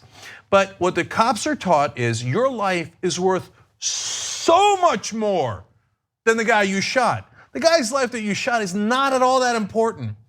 I mean, God forbid though, he should, instead of being unconscious and bleeding to death as it appears, Maybe it's a giant bear trap, so don't take 1% a 1% chance. Let him just die. So I don't know why anybody's surprised. We've seen it in video after video after video. The cops are taught to let us die. So that's the training. And then afterwards, the training expert says, bravo! Way to let him die right there in the street. And remember, actually, to be more accurate, sorry, in his own backyard. It was his own backyard. He was living with his grandmother, and again, he was not the person burglarizing anyone's car. He also did not have a gun. He had a cell phone, and cops assumed that that was a gun. And by the way, you should watch the original video where we show you how the shooting unfolded, because there were very few questions asked. He had run away from the cops. They approached him, and he ran into the backyard. And cops, they didn't fire their weapon one time. There wasn't 1 or 2 bullets involved. There were dozens of bullets involved. And the reason why I'm pointing that out to you is because any reasonable human being would know, after firing your weapon dozens of times, it's likely that he was shot and it's likely that he is dead, right? You don't need to wait 5 minutes to approach him and see if there's any possibility you could save his life. It drives me crazy that we have conversations about whether he did a burglary or not do a burglary, and oftentimes, well, at some point he might have, once he got in school detention for smoking pot, after you executed him. You're not supposed to execute people who did burglaries, even if he had done it. And have you ever been in your backyard with a cell phone? My guess is yes. I've been in my backyard many times with a cell phone. Well, if cops come in and you happen to be black, and if, boy, God help you if you're in a poor area, or if you're black in a rich area and in your backyard with a cell phone, that apparently is cause to not only shoot you, but to make sure that they don't save your life. Can you move? No, he can't move because you just shot him. Okay, so we have a few more videos that I want to show you. Let's take a look at the next video. It features an officer mentioning that he could be faking it. Take a look. He hasn't moved at all. He hasn't moved at all. Okay, let's have the next unit just bring a non-lethal in case he's pretending, but let's just, in case. Yeah, that's it. That right there is the essence of what we teach cops these days. Make sure that you're a coward, and just in case, just in case, he might have a nail file on him or something, make sure that he dies, and then when you get there, and he's bled out for 5 minutes because you won't do CPR on him, handcuff him first. Just in case you get a hangnail or something. Just in case a cop would ever be in this much danger. Let him die, let him die, let him die. That's what we train him, and then we tell him bravo afterwards. Then we get surprised, hey, why do we have a problem in America? Because the citizens are not enjoying getting murdered. We're not enjoying it. And when we say Black Lives Matter, they go, no, Blue Lives Matter. No, you already taught him that. You already taught him that the only thing that matters is cops' lives. So I'm not at all surprised by this. And it's gonna happen in your neck of the woods too. So I wanted to also bring up another component of the story that should concern people, because although the cops were wearing body cameras in multiple or throughout these videos, they kept muting the cameras, so you couldn't hear any audio. So the reason why I bring that up is because if you are doing everything right and you're following protocol and you have no reason to hide anything, no reason to be guilty, why do you keep muting your mic? So the Los Angeles Times report, Huffington Post reports that both sets of video show officers muting their body cameras. The police department issued new guidelines earlier this month following the first video release, allowing officers to mute body cameras only if they're talking to a doctor, nurse, or paramedic, or when working with sexual assault or rape. So they're also required to explain on the recording why they're about to mute or deactivate the camera. And so obviously none of those specific cases applied when it came to this shooting. This new policy occurred after this shooting because I'm guessing the police department realized, well, they're muting their cameras. This is a problem. People are gonna be suspicious about that. Look, we're dehumanizing the cops too. So a normal human being rushes in to save that guy. But we train them to not have normal human reaction. We train them that that's not a person there. Don't worry about it. Don't worry about it. God forbid that anything should happen to you. That guy's life is not at all important. So let him die, let him bleed, let him bleed, let him bleed, and then go handcuff him to add insult to injury. And keep yelling, hey, are you okay? Are you okay? Look, I'm not saying that those cops there were particularly cruel or terrible people. I'm not saying that cops are by definition natural cowards. Of course not, they're human beings. We train it into them. We train fear into them. We train them to be cowards, and we train them to not have human reactions. We train them to not care about our lives. That is deeply concerning. There are cops everywhere. They're supposed to protect us. Instead, they have been taught to not give a damn about our lives. I've said it before, it's a society thing, right? Sorry, Anna. Cops are members of society. Then they go to work and put on the bulletproof vest and the hat and the gun and all the equipment, and then they're cops. So our whole society, we did those studies, I feel like this is deja vu. We did the studies about how teachers punish a kid in second grade. If it's a black kid, they think that they see them as like a 13-year-old or something like that. So then when cops, who are just other parts of society, shoot people, they go, well, he must be pretending because he's black. He's got these superpowers. They're stronger than the normal human being. So if I shoot him 12 times, he's just not dead yet because they're superpowers. They're these creatures that just, they're so strong, they scare me every day I walk. The lady in Starbucks that called cops on the guys that are sitting there waiting for a friend. She's a lady in Starbucks. If she was became a cop, she'd just be another lady that used to work at Starbucks that became a cop that was given a gun to continue with the same thought process that they must be a threat because they're sitting here.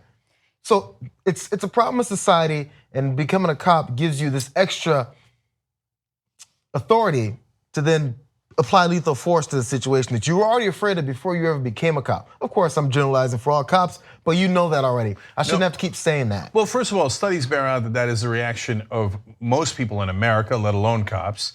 But specifically, there was a study that we reported on where they show cops pictures of in what appear to be like real life situations. They're doing it obviously a model, and they shoot black guys quicker and more often than they shoot white people.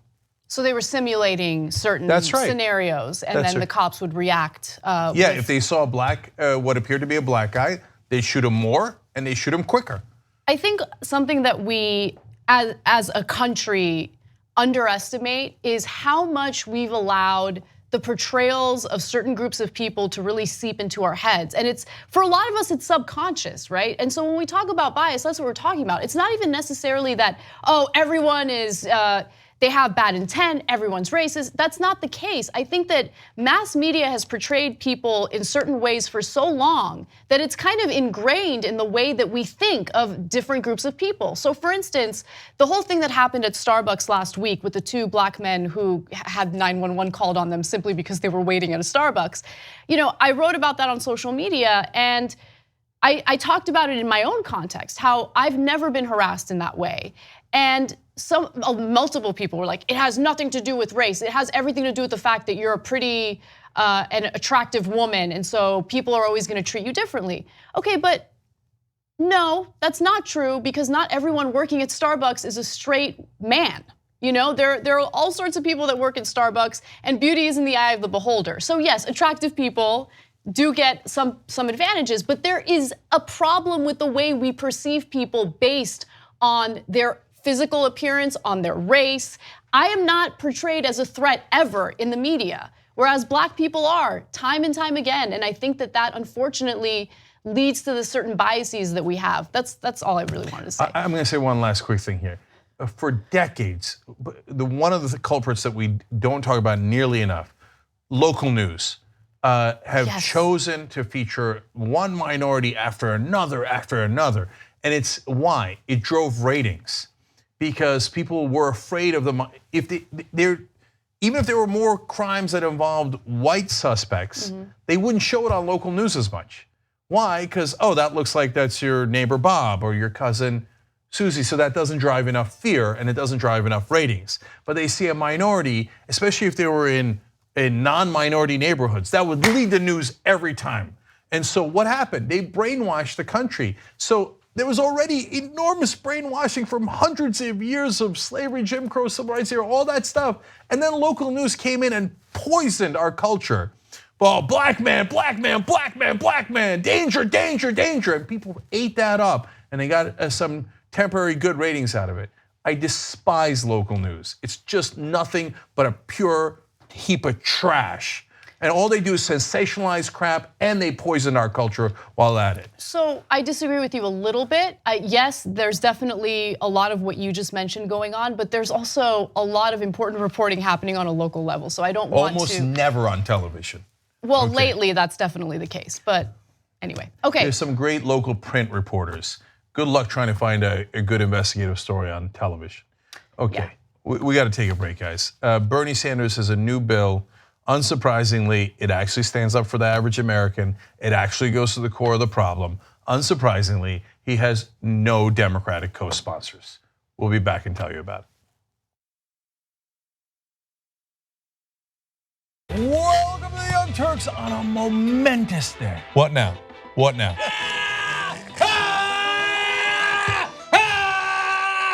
We get animated about the news. Yes, we're not the robots on TV. I actually care about the news. Guilty, guilty, I care. Senator Sanders, I'm going to do something unusual. I'm going to ask you a policy question. Hey, how dare you? That's the problem, you're the problem. Don't ever attack the Republicans. Where the is the liberal media? Where is it? I don't see it. No, these are all establishment guys. They love the system as it is. They're all enormously rich off the system that exists. For us, this system isn't working. So what this campaign is about is trying to create an economy that works not only for the people on top, but works for all Americans. So what's happening in the Democratic Party is what used to happen in the general election. We would have a person who represented workers and the people and the voters, and then the Republicans would represent business and corporations and Wall Street, and we'd have a brick in an election. That's happening all inside the Democratic Party this time. And instead of focusing on issues that actually matter to millennial voters, for instance, we're focusing on non-issues in the country. The fear-mongering about Muslims and terrorism. Here comes Bernie in Illinois. Tell your friends, tell your family, this thing's not over. That voice in the wilderness, it created a ripple effect, which then now is a tidal wave as we stand right now. I love this show. We're gonna rock the boat. We're gonna be counter-establishment. We're gonna tell people the truth to the best of our abilities, and we're gonna keep it real with them.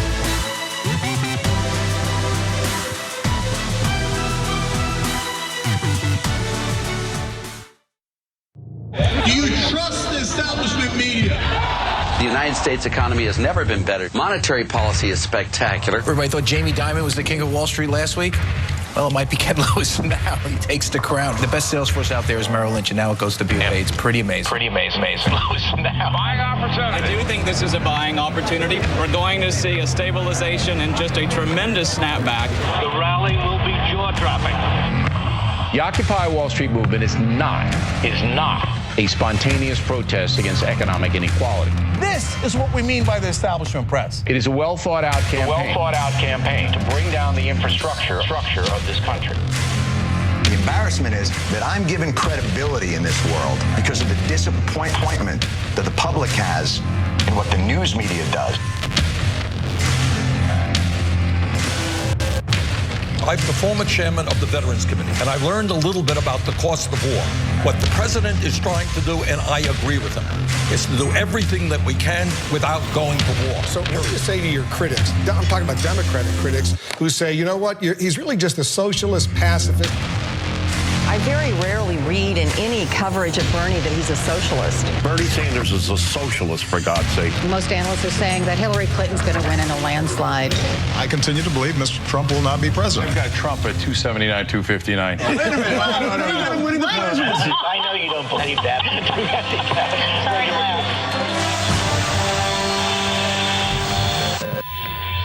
We're not going to be polite anymore. You know what we're going to do? We're going to fight back. Fight for a free and independent media. We're done with politeness. We fight back. We are going to put together the best investigative reporting team in the country. TYT will give you the four horsemen. And we will let them gallop. Help unleash real journalism in the country. We don't need anybody else anymore but you guys. This is going to be amazing.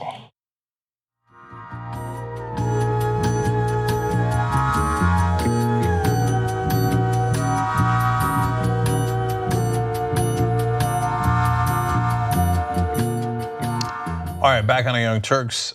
Brian Newton writes in, I didn't realize how much I missed Anna Kasparian and Cenk Uyghur's solo shows. Feels nostalgic. Aw. I don't think they're that rare, but thank you, Brian. Appreciate it. For a More Perfect America says, really admire how TYT's always willing to issue corrections when they are wrong. That of course costs us some conservative viewers who like their talk show hosts insane and cocksure about every opinion they have, no matter what. Cocksure? That is a word. It's an unfortunate word, but it is a word. Okay. Okay, Hammer writes in now about the serious story of the shooting. 4.5 minutes longer than their decision to kill him. Yeah, that's very true. They took about a second, maximum 2 to kill him, and took 4.5 to 5 minutes to actually try to get to him to do CPR. By the way, he has 2 young sons who no longer have a father. All right, Des writes in on YouTube Super Chat, why do those cops sound so illiterate? Well, apparently we trained them to kill, but we didn't train them to sound literate. All right, I wanted to tell you guys about something real quick. So John is in New York right now for something important. So the Build series is going to feature Bill Nye, oh that's awesome, Dr. Kate Marvel, and Johnny Pie. Look at that. So that's Wednesday, that's tomorrow, 5 p.m. Eastern. Watch at buildseries.com. How cool is that? That is super cool. John is on with Bill Nye, and they're going to be talking about that, and they're going to be previewing John's new series, which is True North, and you can watch that at go90.com/True North. That's coming out later in this week, Thursday, April 19th. So we've been previewing that for you. I'm super curious about it. I haven't seen it yet. I can't wait. And of course, you can find out all this information at tytnetwork.com. All right, what's next, Anna? The opioid epidemic continues to be a huge problem in the United States, and it's costing us hundreds of billions of dollars. So Bernie Sanders wanted to get to the core of this issue, and the core of the issue is the drug manufacturers. And he is honestly the first politician I've seen aggressively push for consequences for these drug manufacturers. A lot of the consequences by our current Justice Department have been focused on pharmacists and healthcare providers. But again, we need to get to the root of the problem, and Senator Sanders understands that. Now, Bernie Sanders says that the bill is aimed to hold opioid manufacturers accountable for their role in the epidemic and force them to help pay for the crisis, which the White House Council of Economic Advisors has estimated cost more than $500 million in 2015 alone. Billion. I'm sorry, $1 billion in 2015 alone. So what would it do? First of all, it would ban marketing that falsely suggests an opioid does not have addictive qualities or risks, and would fine companies that are found liable for contributing to the epidemic $7.8 billion. So also companies that violate the marketing provision would be fined 25% of the profits from their opioid products. And it would create criminal liability for top executives of pharmaceutical companies that are found to have contributed to the epidemic. Get it. Now, currently, the legislation does not have any co-sponsors, no Republican co-sponsors, obviously, and certainly no Democratic co-sponsors either. But during an interview, Senator Sanders was quoted as saying, it shouldn't just be the taxpayer that has to pay for the damage that they did. So let's talk about the two huge upsides of this bill, and then of course the downside of no cavalry for Senator Sanders as usual. Send in Allison Hartson, for God's sake. Okay, so the upsides. Number one, what corporations have done en masse in America is privatize the gains and socialize the losses. So all of us taxpayers, we have to pay $500 billion in costs. Why? Why do I have to pay for it?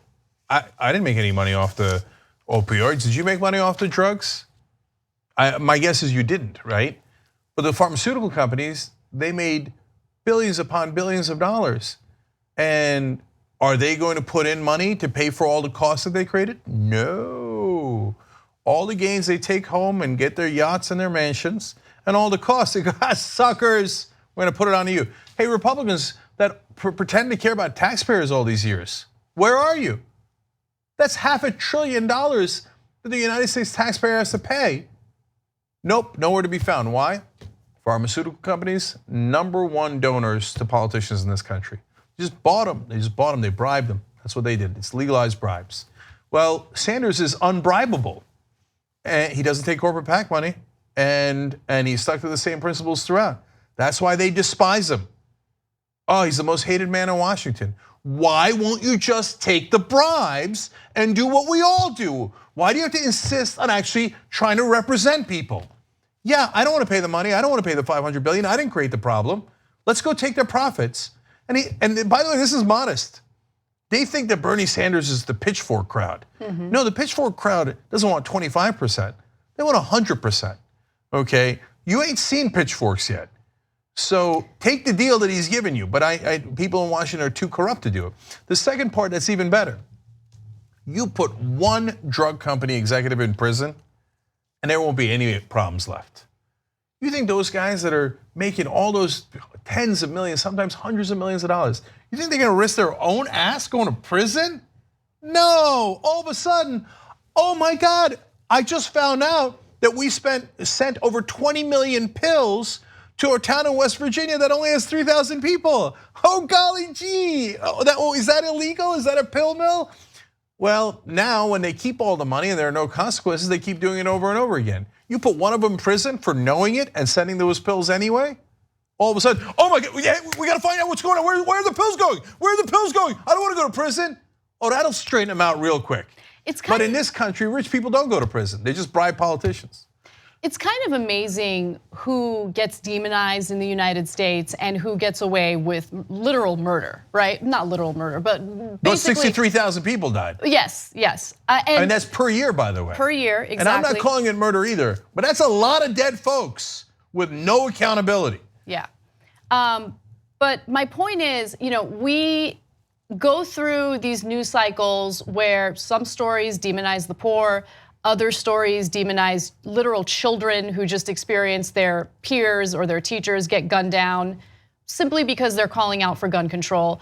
We demonize minorities, we demonize immigrants, but we never hear, the mainstream media demonize pharmaceutical companies with their insane tax breaks, with the fact that they're able to charge us whatever they want for their drugs and we're not allowed to negotiate those prices.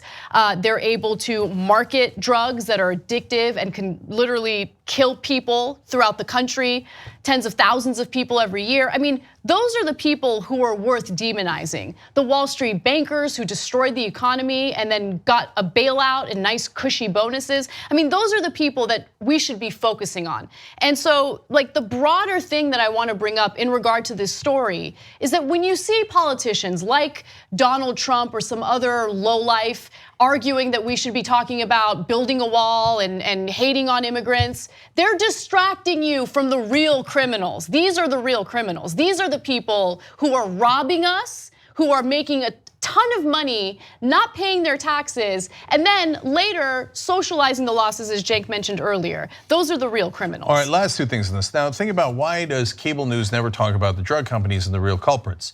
Well, just turn on cable news for a second, but only for a second, and you know what you'll see? Super beta prostate.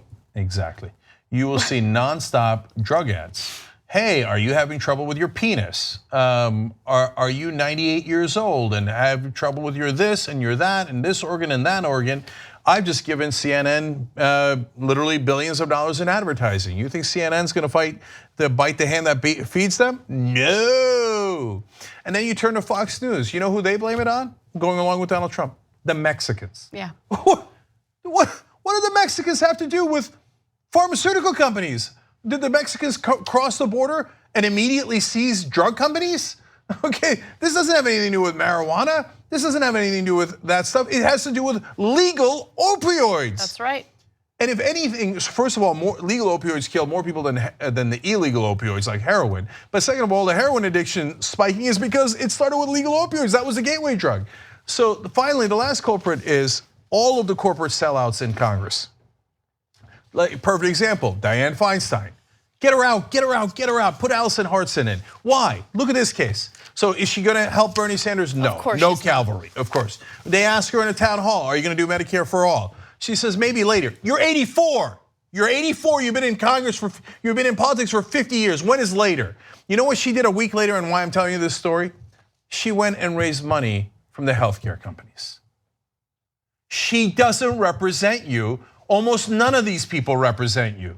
They represent their donors. They're messing with you and they're letting them take all the profits and all the costs are on us. And right now the one guy fighting for us is Bernie Sanders and they wonder why we support him. They can't figure it out, that's why. All right, real quick before we go to break, there's been some breaking news. According to a statement by the office of George H.W. Bush, Barbara Pierce Bush has passed at the age of 92. I want to read the statement from George H.W. Bush. Former First Lady of the United States of America and relentless proponent of family literacy, Barbara Pierce Bush passed away Tuesday, April 17th, 2018 at the age of 92. She is survived by her husband of, 73 years, George H.W. Bush, 5 children and their spouses, 17 grandchildren. You guys get the point. Wow. Well, that is a very long marriage. I'll give them credit for that. Otherwise, they say if you can't say something nice, don't say anything at all. Let's go to break. We'll be right back.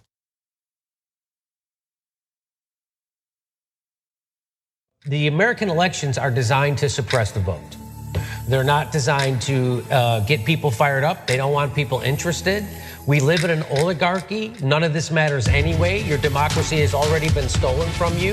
90% of the people in America want some kind of gun regulation. We don't get it. 80% of people want a public option. We ain't never getting it. So legislation does not correlate to the citizenry anymore. We already live in an oligarchy. Capitalism is failing worldwide. Not one question about Brexit, not one question about what to do when the banks fail here, not one question, nothing. So it's the establishment with their head firmly in the sand, right? And just there needs to be a revolution in America because all of our institutions are completely corrupt, especially the news media, right? So we've got 6 companies running all the things that we hear and see. And this was a perfect example of how they're part of the problem. Again, Trump, not the problem. He's a symptom of the problem. This is all part of the problem. This is why half the country doesn't vote. Hillary Clinton's still not trying to go get those people to vote. What she's trying to do is trying to get more right-wingers to vote for her. Still not trying to talk to the people who have tuned out of this election because they know there's no way to vote against more war. There's no way to vote against Goldman Sachs. There's no way to vote against more fracking or the oil industry. There's no way to vote against. Both parties are co-opted by the same people, and we need a party for the American people.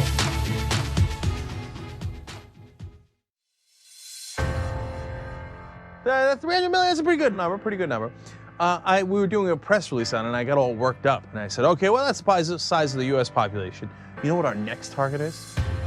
The size of the entire world on the road to 6 billion. Although by the time we hit it, it'll probably be 7, maybe 8 billion. Not a big deal. A couple of days ago on the TYT network, we passed 1 billion views.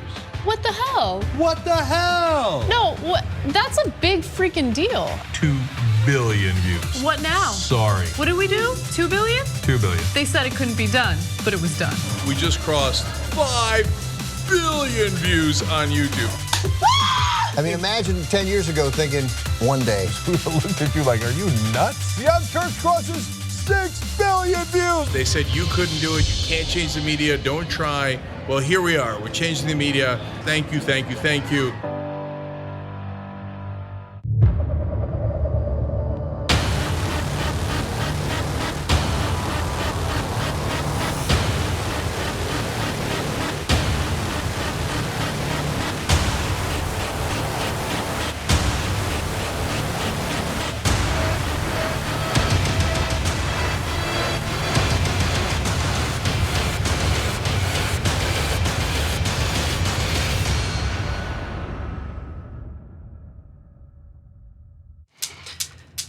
Doc, I'm telling you, the talking, this therapy, none of this is working for me. Grace, I want to try something new with you today. Really? Yeah, bear with me. What do you see? Blood. Okay. More blood. Okay, good. How about this one? Buckets of blood on the floor. Okay.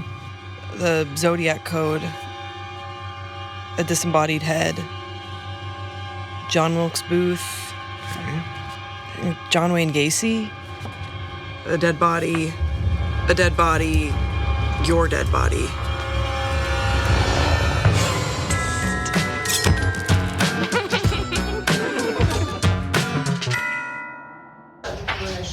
But instead I was like, I'm just trying to protect my engagement ring.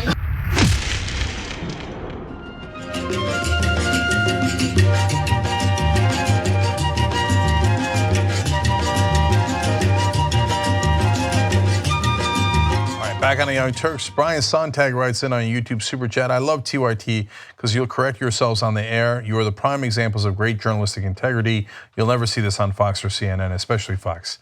Thank you, Brian. To be fair to CNN, they do from time to time correct themselves. Chasman says, Captain Kirk claimed the alien Spock is the most human soul he knew. Bernie is the most democratic politician I've ever seen. First voted in 1970. Go progressive or go home. Yeah, every once in a while they'll say, he's not even a Democrat. What does that mean? He's not even corrupt. I don't. Why would you want him?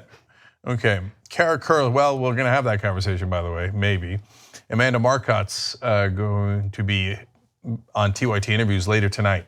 So if you're a member, you can watch that live at around 9:15 Eastern. So tytnetwork.com/join. She's not a fan of Bernie Sanders. We're going to try to find out why. Kara Curley says, oh my God, John Iadarola gets to talk with Bill Nye. It's true tomorrow at 5 p.m. Eastern at buildseries.com. Bill Nye, John Iadarola, and Dr. Kate Marvel. So that's going to be great. Finally, Grammy Reimer says, Wolfpack orientation this week, but first, peaceful protest against Sebastian Gorka in Richmond. I love that you're doing Wolfpack orientation. wolf-pack.com/go.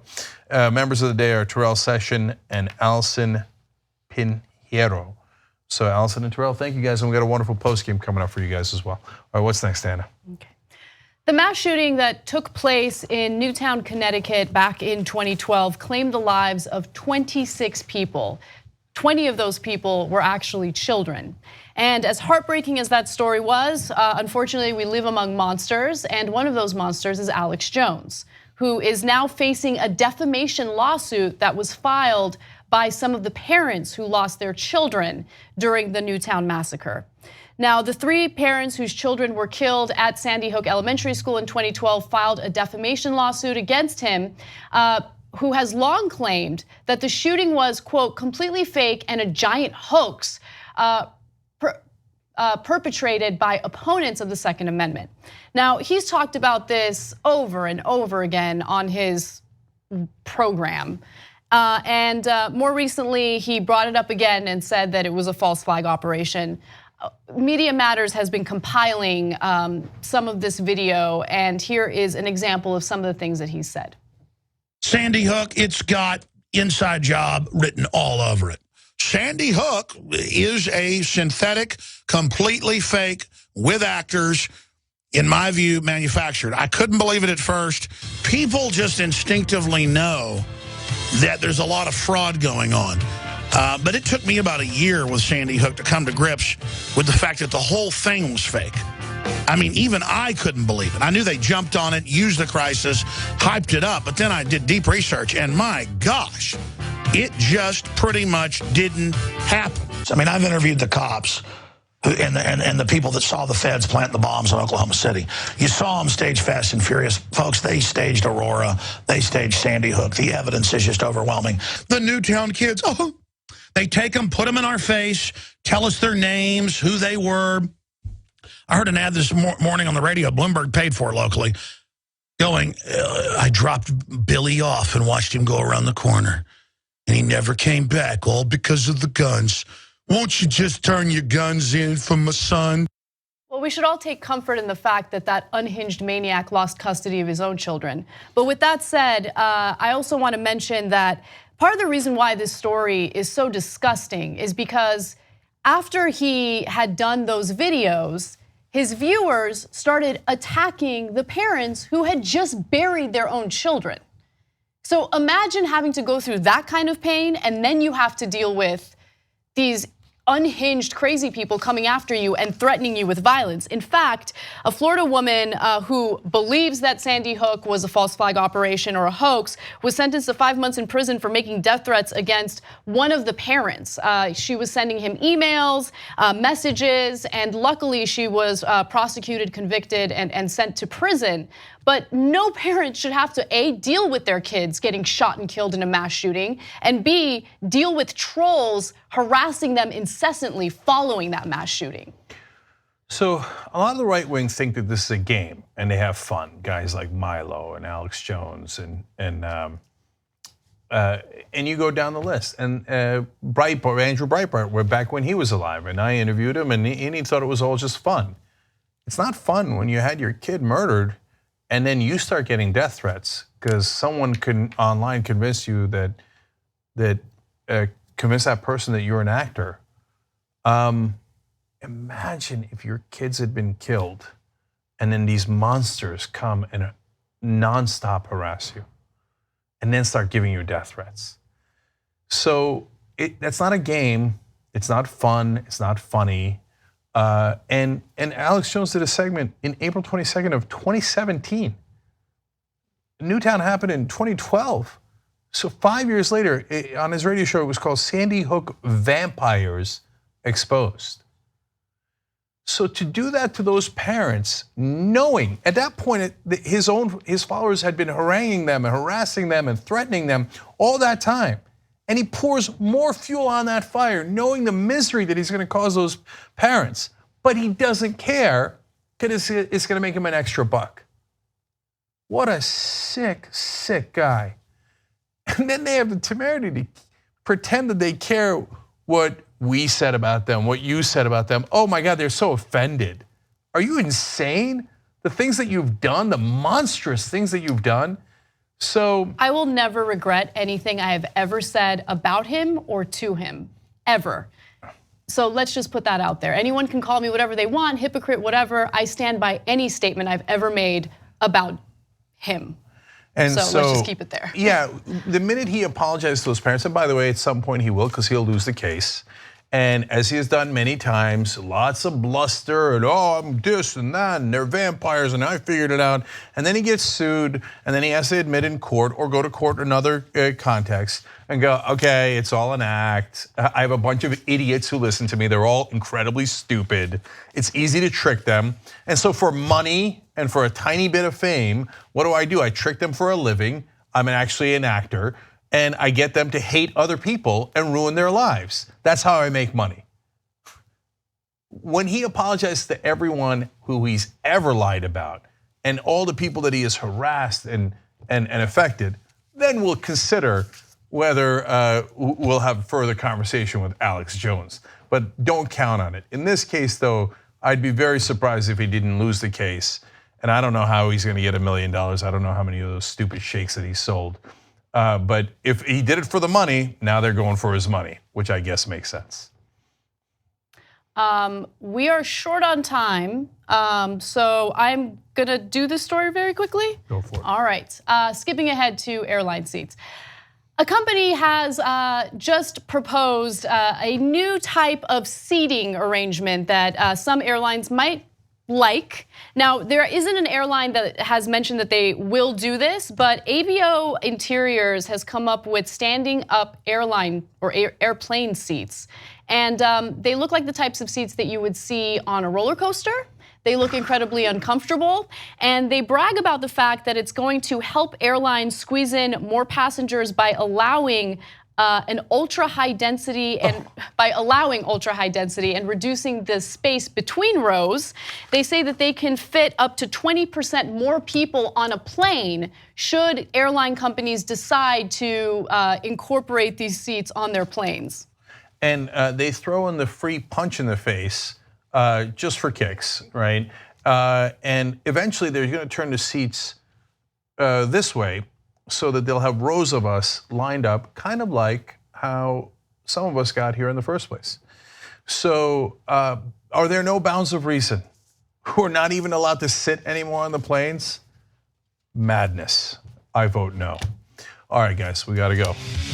Bye-bye.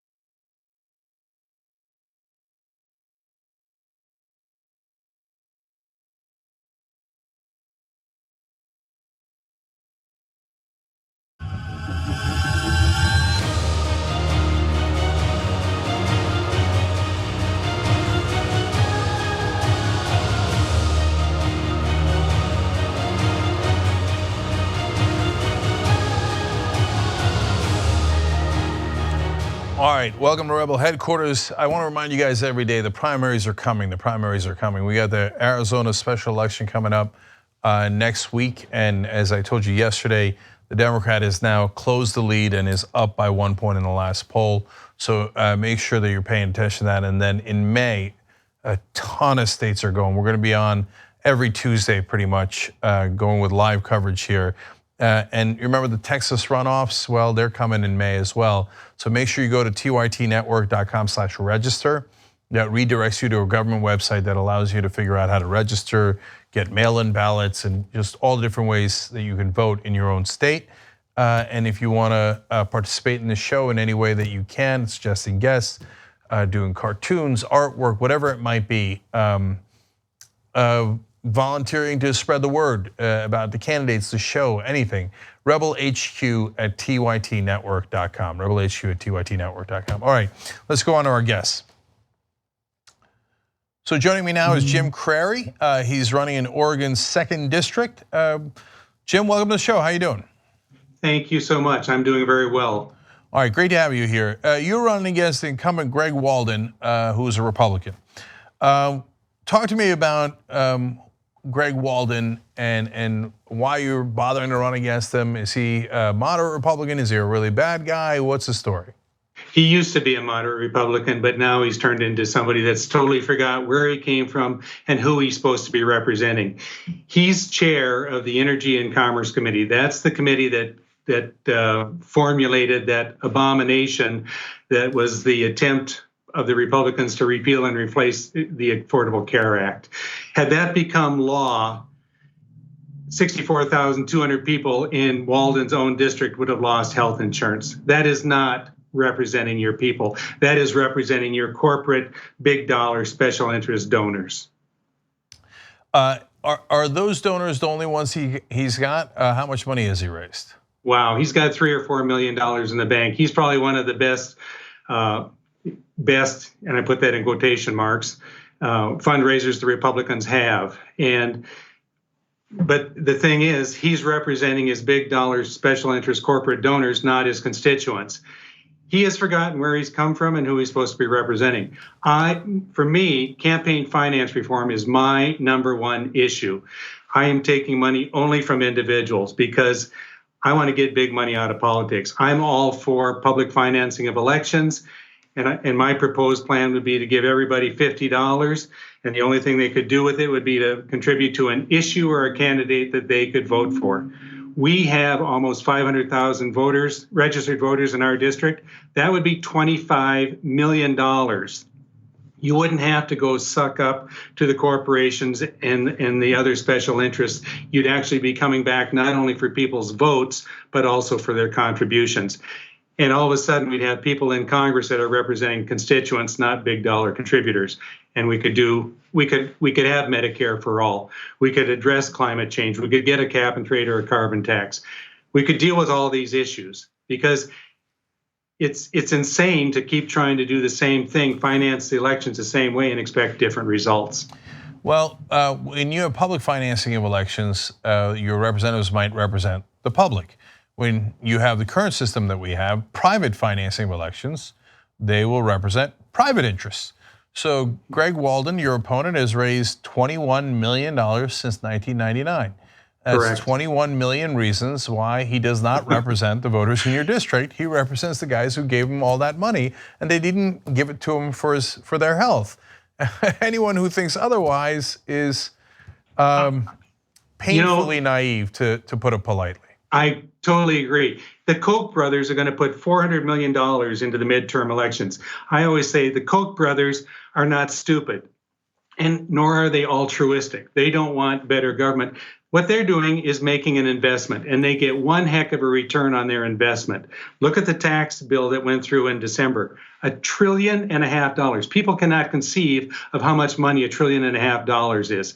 But I can tell you this, the corporations and the ultra rich like the Koch brothers got one heck of a return on their investment.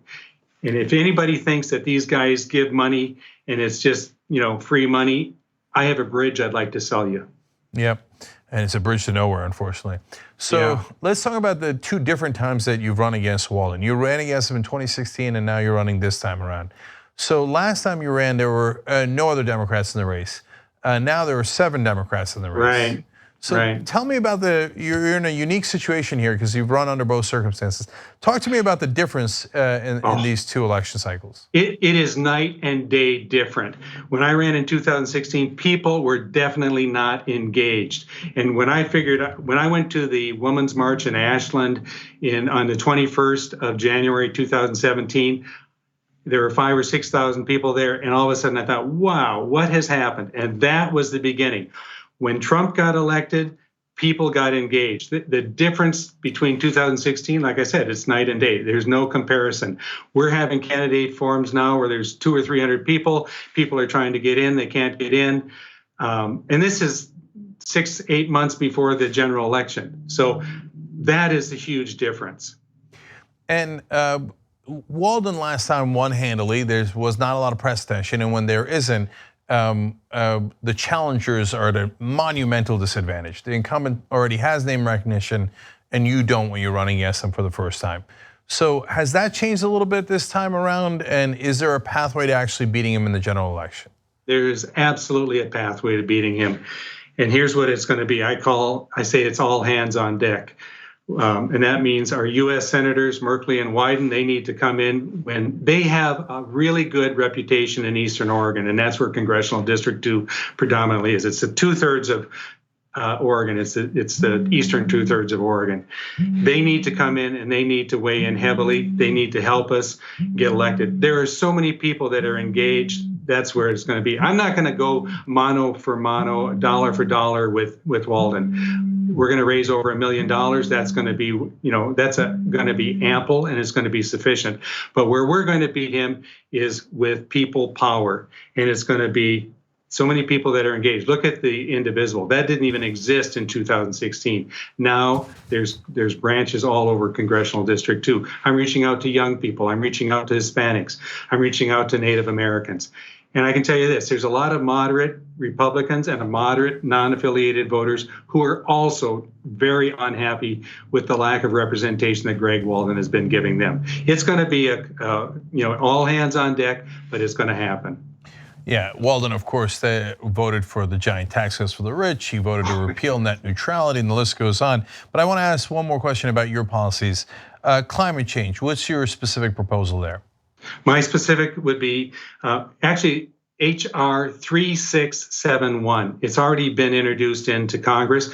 What it says is we're going to get off of fossil fuels by 2035. Super aggressive. But you know what? We put a man on the moon. Kennedy in 1961 said we're going to put a man on the moon by the end of this decade. In July of 69, Neil Armstrong stepped out onto the moon.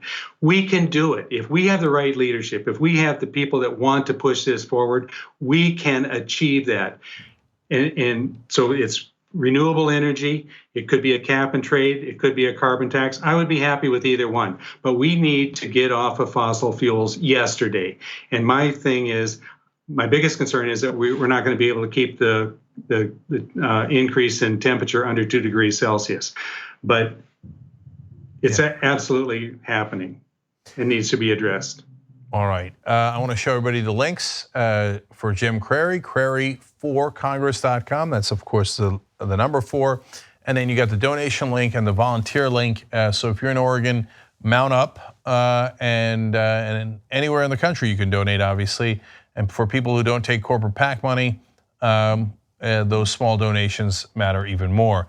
Jim Crary, thank you for joining us. We appreciate it. Jake, thank you so much for the opportunity to be here. Appreciate it. No problem. All right, when we come back, we're going to talk to a gubernatorial candidate. That word gubernatorial is always funny. His name is Bob Massey. He's running for governor of Massachusetts. He has a very good chance and a really interesting background. You're going to want to hear that when we return.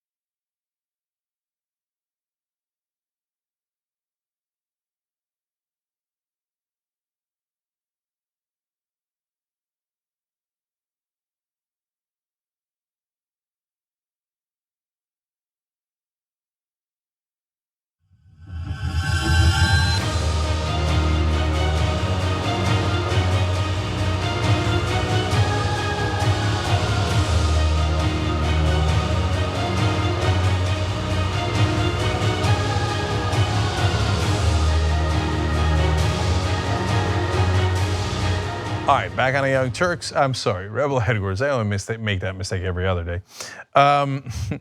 So now joining us is Bob Massey. He's running for governor of Massachusetts. Bob has a really interesting background that I want to tell you about. The incumbent there is, of course, Charlie Baker. I don't know why in the world Massachusetts has a Republican governor. We can get into that too. But Bob, welcome to the program. Delighted to be here. You have no idea. Thank you, Bob. Appreciate it. So I've been telling the audience that you've got this really interesting background. So I'm just going to dive in. Bill McKibben has endorsed you for your work in the environment. And you started something called a Global Reporting Initiative. What is that? Global Reporting Initiative is a critical instrument to ensure greater corporate accountability at the global level. So we conceived of, I created an international organization to have sustainability accounting. So companies had to release their behavior on climate change, on women's rights, labor rights, energy use. So it offers, and it has swept the world. It's being used by 11,000 multinational corporations and required in many countries. And it is the future of our economy. Unfortunately, here in Massachusetts and in the United States, we don't use it. As governor, I will make sure we implement that and many other instruments that can roll back corporate power. So you were also the executive director of, is it pronounced Ceres? S-E-R-E-S? Yeah, Ceres. Yeah, Ceres, yeah. So what is that? Well, look, I am a lifelong social justice activist since being an anti-apartheid activist in college and picking up many other activities. And one of the things about capitalism is that corporations are very powerful, but one thing is more powerful, which is big pension funds, the people who actually own corporate shares. So I had worked on South Africa. I was hired to run this environmental group that brought together the big amounts of capital, the pension funds, the labor and religious pension funds, to align with activists and go to companies and say, listen, we're your owners. We care about these issues over the long term, and we need to sit down. Now, some companies actually were willing to do so. Other companies said, get lost, and we general meetings, and we were very successful. So this was engaging corporate power, first inviting them, then pushing them, and eventually this system, the Ceres advocacy, has been required in many parts of the world. So look, I actually love those efforts, because if we don't hold corporations accountable, who will, right? And so the thing that they care most about is, of course, the bottom line. So if you pressure them with financial incentives and disincentives, that is far more likely to work. So I think that's super interesting work that you've done there. So now, if you're governor of Massachusetts, let's talk about climate change, because we were talking about that, and that's where we started. What would you do as governor that would make a difference in Massachusetts? Well, first of all, I mean, we have to wipe out Governor Baker's reliance on and support for the fossil fuel industry. It's actually unimaginable. I mean, the planet is in threat, and we have the greatest economic opportunity in the history of this state. So just to give you quickly, he has the Department of Public Utilities that are supporting investor-owned companies that are sucking money out of Massachusetts families who do not have that to spare. We're spending $18 billion on fossil fuel, and they're sending that money to Wall Street. And though they are perpetuating a dirty, dangerous industry that everyone in the world is abandoning, and he's supporting it. So to answer your question, as governor, I would get rid of the people on the DPU who are not doing their job. I would support the rapid expansion of solar and of wind. This governor has been so slow walking those. I would ban the expansion of pipelines, which is a ridiculous expenditure, which is only designed to increase the profitability to these investors. Now, I just want to say, Jen, that I started as a social activist. I became a minister working on fundamental questions of poverty and racial justice, and particularly institutionalized racism. I wrote a major book on South Africa, and I went to Harvard Business School. I have a doctorate from Harvard Business School. So as you know, as somebody of business training yourself, that really spooks people when you understand how they work, who they're responsible to, I am very pro small business. I believe in new forms of ownership. But right now in the climate business, we have seen a failure to act at a generational level.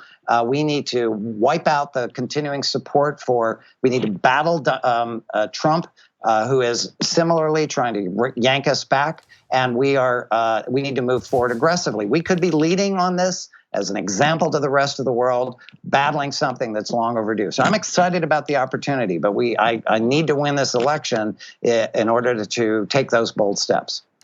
Yeah, sometimes the right wing will say, what do you guys know? Trump went to Wharton, so he knows business really well. Yeah, not really. Well, he really doesn't. So first of all, I went to Wharton, you went to Harvard Business School, and our daddies didn't get us in. Yeah, that's true. And we didn't bankrupt 6 companies. Yeah. And if there's one thing that we learned in business school, it's that financial pressure works. So that's why I love the work that you did on the pensions, and that's our pensions. We got every right to vote with our dollars and to make sure that we hold those people accountable and perhaps even save the planet in the process. So now. So that contrast between you and Charlie Baker is obvious, Bob. But there are others in the race on the Democratic side. So talk to us about your case for why people should vote for you in the primary. Look, everybody is now jumping on and using the term progressive. In some ways, that's progress. But being a progressive has a specific meaning. It means, going back 100 years to Teddy Roosevelt and the progressive era, it means being willing to take on economic power that is destroying democracy, that is destroying our electoral system, that is bending democracy to do the bidding of the big corporations. And so I just wrote a piece saying, I'm the real progressive. I've had 30 years of fighting for economic justice, taking on big corporations. I like the guys who are my opponents, but they simply don't have the experience with social movements that I do. I'm excited about being governor because as governor, I'll have the ability to speak out and to inspire people, the ability to push people, and of course the specific legal authority of the government combined with everything I know how to do from bringing movements together, bringing pension funds forward. There's a whole toolkit of ways to bring progress that the other opponents simply aren't aware of. So let's talk about the issues then. Where do you stand on healthcare? I'm for single payer. I was born with a serious genetic illness called miraculously, I was cured later in life. My parents were petrified about losing their insurance. I couldn't walk until I was 12. So I understand that healthcare is a right. I was actually cured from that by the French national health insurance system that covered me, even though I was a foreign resident. So we have a mass health program that is not really working for people. I've met so many terrified people who are afraid of losing their insurance. They can't pay the deductibles. They can't pay the premiums. This system is broken. It's going to need someone who both has the financial background and the movement background to bring about change. It's long overdue. Every other country has figured it out. I'm going to bring Massachusetts into the single payer era. So Bob, I just realized that, or remembered that we got Obamacare out of Massachusetts because it was originally Romney care. Right. And so maybe Massachusetts can lead again. So if in this case, in all seriousness, if you guys led and you were governor, what could you do in the state of Massachusetts in terms of single payer that could be a model? Well, the good news is that we have taken those first steps. I mean, Romney Care was actually a Republican idea that the Republicans rejected as soon as a Democrat proposed it. So we at the national level. So we know that you have to balance revenue with expenditures. We waste an enormous amount of money on moving people around, trying to get people off of different kinds of insurance. So there is a clear pathway if we transition from mass health over to single payer in this state. It involves persuading insurance companies that they have to accept a new business model. It involves meeting with the large hospitals, and particularly it means pushing back on the pharmaceuticals that are ripping us off. I mean, if we can pay lower costs in Canada, we should pay lower costs in Massachusetts, and I'd be willing to push the insurance companies to meet those Canadian prices or else lose our business. And there are many other things we could do. It's obviously something I'm passionate about, but it's part of a broader understanding that we have an upside down economy that favors the people at the top. We need to turn that economy back around and make it work for regular people. That's what a democracy does. And right now it's distorted, broken, and corrupt. And I'm going to fix that. Not overnight and not all by myself, but we need to have a moment that seizes this opportunity to move boldly forward. I think people are ready. They just need the leadership. And Bob, at least one more thing here. You have a list of your priorities, and you have something on there that I don't often see: food security. Yeah. What do you mean by that? Well, food security and food justice means that we understand food isn't just going down to the store and buying things from a multinational corporation. It means understanding that we have farmers that are growing wonderful organic food, that we need to get that food, we need to support them and get that food into the hands of everyone, including lower income people. This is a matter of economic justice, even racial justice, because right now we have a system that's just designed to rip us off and provide us with low quality food. So we also need to ensure that our food doesn't come from 10,000 miles away, that it is grown locally, and so that we have that support. And if we run into problems in the future, we continue to have the ability to grow our local food. This is a vision. I have been steeped in sustainability as a concept. I've been a sustainability leader. This is a word that's never come out of this governor's mouth. I would build sustainability into every single policy that we implement, as most other countries, particularly in Europe, have already done. We are behind in technology, behind in social justice, and I want to bring us up into the 21st century where we belong. All right, I want to show everybody the links for Bob Massey. It's bobmassey2018.com. And if you're watching this later on YouTube, all of these links will be in the description box. Super easy to click. Just click and find out more about Bob Massey's campaign. And then if you are inclined, volunteer or donate right there. And it's in the comments section. The links are in Facebook if you're watching this there. Bob, thanks so much for joining us. We really appreciate it. We're doing a great job here, but we need all the help we can get. Absolutely, especially when you're not beholden to corporations. So we're out of time here. We've got a great post game coming up for you guys, and then the Amanda Marcotte interview, which should be interesting. All for the members at tytnetwork.com/join.